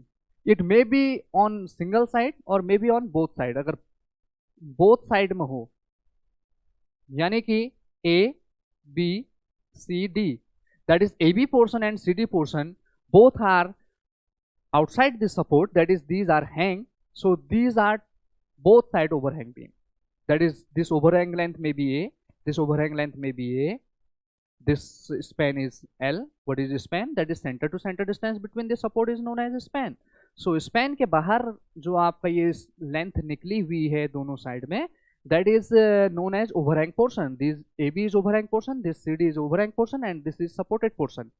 Now if these both are equal, then it is known as equal overhang beam. If this overhang length is different, this is A, this is B, then it is known as unequal overhang beam. If it is A and it is also A, then it is known as equal overhang beam. अगर दोनों different हैं तो unequal overhang beam. Question आ सकता है ये diagram है, बताओ both side equal है अनइक्वल है? बोथ साइड इक्वल आपको दिख रहा है, ए है, अगर ए है और यहाँ बी दिखा दिया तो दैट मीन्स ए और बी डिफरेंट होता है ना, तो आपको पता है that means this is both side unequal overhang beam. So this is overhang beam, it is also this is determinate और इनडिटर्मिनेट। देखें ओवरहैंग में भी आपका देखें, अगर आपका simply supported beam is overhang then it is determinate, but if देखें continuous beam is also a overhang. How? अगर कंटिन्यूस बीम के जो लास्ट वाला सपोर्ट है उससे बाहर आपका स्पैन निकल गया, that will also a overhang ना। But as an standard these two will be considered in syllabus as the overhang beam. तो कंसिडर आपको इसी को करना है कि if the beam have only two supports and this support, the span is outside the support, then it is known as a overhang beam. So overhang beam is a basically, इसको भी आप क्या मान लें, आप determinate beam। अब बात आती है आपके छठे वाले की, that is propped cantilever। propped cantilever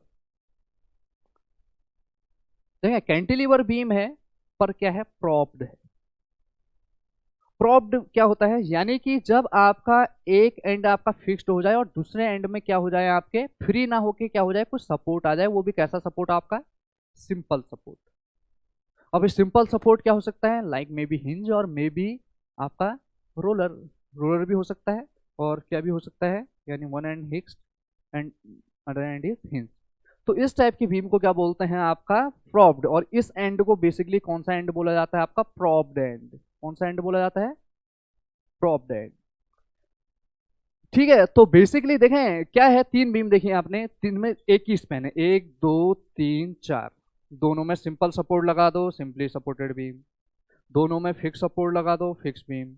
एक एंड में सिर्फ फिक्स लगा दो, दूसरे को फ्री कर दो, कैंटिलीवर। एक को फिक्स कर दो और एक में सिंपल सपोर्ट लगा दो, that is propped cantilever. First, second, third, fourth, चारों में क्या है कि एक ही स्पैन है। कंटिन्यूस बीम में क्या हो जा रहा है आपका, मोर देन क्या हो जा रहा है आपके, वन स्पैन। यानी कि दोनों ओर आपके स्पैन में क्या लगा दो, स्पैन में दोनों ओर आप क्या लगा दो, simple support, simply supported beam. दोनों ओर फिक्स सपोर्ट लगा दो, फिक्स बीम। एक साइड फिक्स कर दो, एक साइड फ्री कर दो, कैंटिलीवर। एक साइड फिक्स कर दो, एक साइड आप सिंपल सपोर्ट लगा दो, that is propped cantilever beam. ये क्या है, डिटर्मिनेट, क्यों निकाल सकते हैं, ये indeterminate, this is determinate, this is indeterminate. Why? Because 3 reaction 1 2 reaction 5, 3 reaction 1 reaction 4, 4 reaction यानी कि 4 is more than 3, 5 is more than 3, 4 unknowns, 5 unknowns, 3 and 3 are equation of equilibrium. So this propped cantilever beam is also a indeterminate beam। कितने degree से होती है, अगर आपको याद रखना है तो इसका डायरेक्ट ऑब्जेक्टिव बनता है 1 डिग्री से। कितने डिग्री से रहती है आपकी, 1 डिग्री से। अभी आपको समझ नहीं आ रहा होगा कि 1 डिग्री है क्या, इसको हम आगे डिस्कस करेंगे। 1 डिग्री से मीन्स कि एक्स्ट्रा अननोन्स कितने हो जाएंगे। अब एक्स्ट्रा कितनी है आपकी, 3 और 1 4, 4 रिएक्शंस हैं। इक्वेशन कितनी है, 3, 4 माइनस 3 1, 4 3 तो आप निकाल लेंगे ना, एक नहीं निकाल पाएंगे। अब देखिए 5 माइनस 3 करेंगे 2 आएगा, पर 2 लेते नहीं है, that is A technical question, यानी कि हम जनरली बीम में हॉरिजॉन्टल रिएक्शन को कंसिडर नहीं करते। तो हॉरिजॉन्टल रिएक्शन कंसिडर नहीं कर रहे हैं तो आपका यहाँ पर सिर्फ कितना बच जाता है, 2 रिएक्शन, और यहाँ पर कितनी रिएक्शन बच जाती है आपकी, 1। अब 3 रिएक्शन है, आप बोलेंगे ये तो डिटर्मिनेट हो गया, नहीं, अब इक्वेशन भी आपकी रिड्यूस टू 2 हो जाती है, बिकॉज सिग्मा एफ एक्स का कोई रोल नहीं है। अब इक्वेशन सिर्फ किसका रोल होगा, सिग्मा एफ वाई और मूवमेंट का। So equation reduce to 2, unknowns reduced to 3, so 3 minus 2 1, so कितने डिग्री से इनडिटर्मिनेट है आपका, 1 डिग्री से। तो डायरेक्ट याद कर सकते हैं अभी हम degree of indeterminacy, and that will be discuss in later part. So ये हो गया टाइप्स ऑफ बीम। सो यहाँ तक मुझे लगता है सबको समझ आ गया होगा क्या है। तो एक बार फिर से आज के टॉपिक का हेडलाइंस बता देते हैं क्या आपको ध्यान रखनी चाहिए। सबसे पहले आपको ध्यान रखना चाहिए सेक्शन, स्ट्रेंथ ऑफ मेटेरियल पढ़ने से पहले सेक्शन को बिल्कुल बारीकी से आपको मीन्स की प्रैक्टिकली समझना पड़ेगा, कहाँ पर कौन सी चीज़ आ रही है। जनरली मैंने बोला, जनरली जो आपका स्ट्रेंथ ऑफ मेटेरियल में जो सेक्शन ज़्यादातर यूज होगा that is will be transfer section, mostly it will may be longitudinal section. Okay, so फिर उसके बाद आपका दूसरा चीज़ आपको याद रखनी है कि आपका बेसिकली जो इंटरनल रेजिस्टेंस है किस पर डिपेंड करता है, मैनर ऑफ लोड पे। अब जो मैनर ऑफ लोड है वो किसी तरीके से भी हो सकता है, it may be pull, it may be push, it may be that is torque couple, और it may be bend, it may be parallel force, it may be parallel force or transverse force if the cross section के parallel लगे हों। फिर उसके बाद आपको देखना है लोड्स क्या होते हैं, dead load, live load. Dead load क्या होता है, which can not change its position, कैसे निकालते हैं, बाई यूनिट वेट से मल्टीप्लाई करके एंड बाई वॉल्यूम, और लेंथ कितनी रखेंगे, 1। जैसी लेंथ 1 रखते हैं तो लोड किस में आता है, पर मीटर। इस टाइप का लोड क्या कहलाता है, यूडीएल। यूडीएल क्या होता है, थ्रू आउट क्या रहता है आपका, कांस्टेंट। ठीक है, उसकी जो इंटेंसिटी रहती है पर मीटर लेंथ, जितने भी लेंथ में रखा रहता है कांस्टेंट। पॉइंट लोड क्या होता है, एक पर्टिकुलर पॉइंट में क्या रहता है, कंसंट्रेटेड। यूडीएल आपका क्या करता है, आपका हर में उसकी इंटेंसिटी सेम, टोटल लोड में कैसे कन्वर्ट करते हैं आपको पता है। यूवीएल, यूवीएल क्या है, बेसिकली यूनिफॉर्मली वेरिंग लोड। तो यूनिफॉर्मली वेरिंग लोड के बारे में आपको बिल्कुल अच्छे से पता होना चाहिए, टोटल लोड एरिया के बराबर, कहाँ पर लगेगा, सीजी में। ठीक है, अगर चेंज हो रहा है सीजी क्या होता है उसके बारे में जो भी पॉइंट है आप देख सकते हैं। ठीक है, फिर उसके बाद आपका ये देखना है कि बेसिकली हम क्यों क्या पढ़ रहे हैं। ये जो लोड है, लोड के कारण क्या आता है, सपोर्ट्स। सपोर्ट्स क्या देते हैं, रिएक्शन। रिएक्शन क्या होती है, किस पर डिपेंड करती हैं, सपोर्ट के द्वारा कैसा रेजिस्टेंस डेवलप हो रहा है। अगर हॉरिजॉन्टल में मिल रहा है तो हॉरिजॉन्टल रिएक्शन देगा, वर्टिकल में मिल रहा है तो वर्टिकल, दोनों दे रहे हैं तो दोनों। अगर तीसरी डायरेक्शन में रेजिस्टेंस क्या होता है, रोटेशन। रोटेशन अगर आपका कौन रेजिस्ट कर सकता है, फिक्स सपोर्ट, तो स्लोप क्या हो जाएगा, 0 हो जाएगा। ठीक है, फिर आपको ये ध्यान रखना है कि इक्वेशन ऑफ इक्विलिब्रियम क्या होता है, 2D क्या होता है, 3D क्या होता है। 2D क्या है, 3D क्या है, जैसे ये बोर्ड है, ये मैं आपको ये आपका मीन्स की एक्स और वाई में क्या है, तो दैट इज 2D। ये जो रूम है ये क्या है आपका 3D structure, because it will give in X Y and also in Z direction. ये दीवार कौन से में है, एक्स वाई। ये फर्श कौन से में है, दैट इज वाई में तो गया नहीं है, किसमें गया है, दैट इज जेड और एक्स में। ठीक है, सो ये आप मीन्स की समझ सकते हैं। और उसके बाद आपका types of beam, determinate beam क्या होती है, इनडिटर्मिनेट बीम क्या होती है। ठीक है, इक्वेशन ऑफ इक्विलिब्रियम क्या होती हैं, सपोर्ट रिएक्शन क्यों 3 आती हैं, क्यों 2 आती हैं, that is the basic concept before starting shear force and bending movement. Okay, so अब देखते हैं कि shear फोर्स और बेंडिंग मूवमेंट क्या होता है। ठीक है, तो shear फोर्स और बेंडिंग मूवमेंट को देखें हम बहुत अच्छे से अपने नेक्स्ट सेशन में पढ़ेंगे। ठीक है, अभी आपका ये जो इंट्रोडक्शन पार्ट है इसमें कोई भी अगर आपकी क्वेरी है आप मीन्स की कमेंट कर सकते हैं आप। ठीक है, और कोई भी अगर आपको मीन्स की प्रॉब्लम होती है किसी भी चीज़ में या आपको कुछ एक्स्ट्रा, तो आप कमेंट कर सकते हैं। ओके, और थैंक यू। फिर से मैं अपने बारे में बता देता हूँ। My name is Ajay Tiwari and basically I have more than 7 years of experience in civil engineering and I work as a head of department also and nowadays okay, so now basically आपका जो भी पॉइंट मैंने discuss किए हैं इनके आप अपने मन से शॉर्ट नोट्स बना सकते हैं, और आपको कोई भी प्रॉब्लम हो किसी भी क्वेश्चंस में तो आप कर सकते हैं। ओके, सो आज के लिए इतना ही, और थैंक यू कहते हैं, thank you students. Okay, thank you.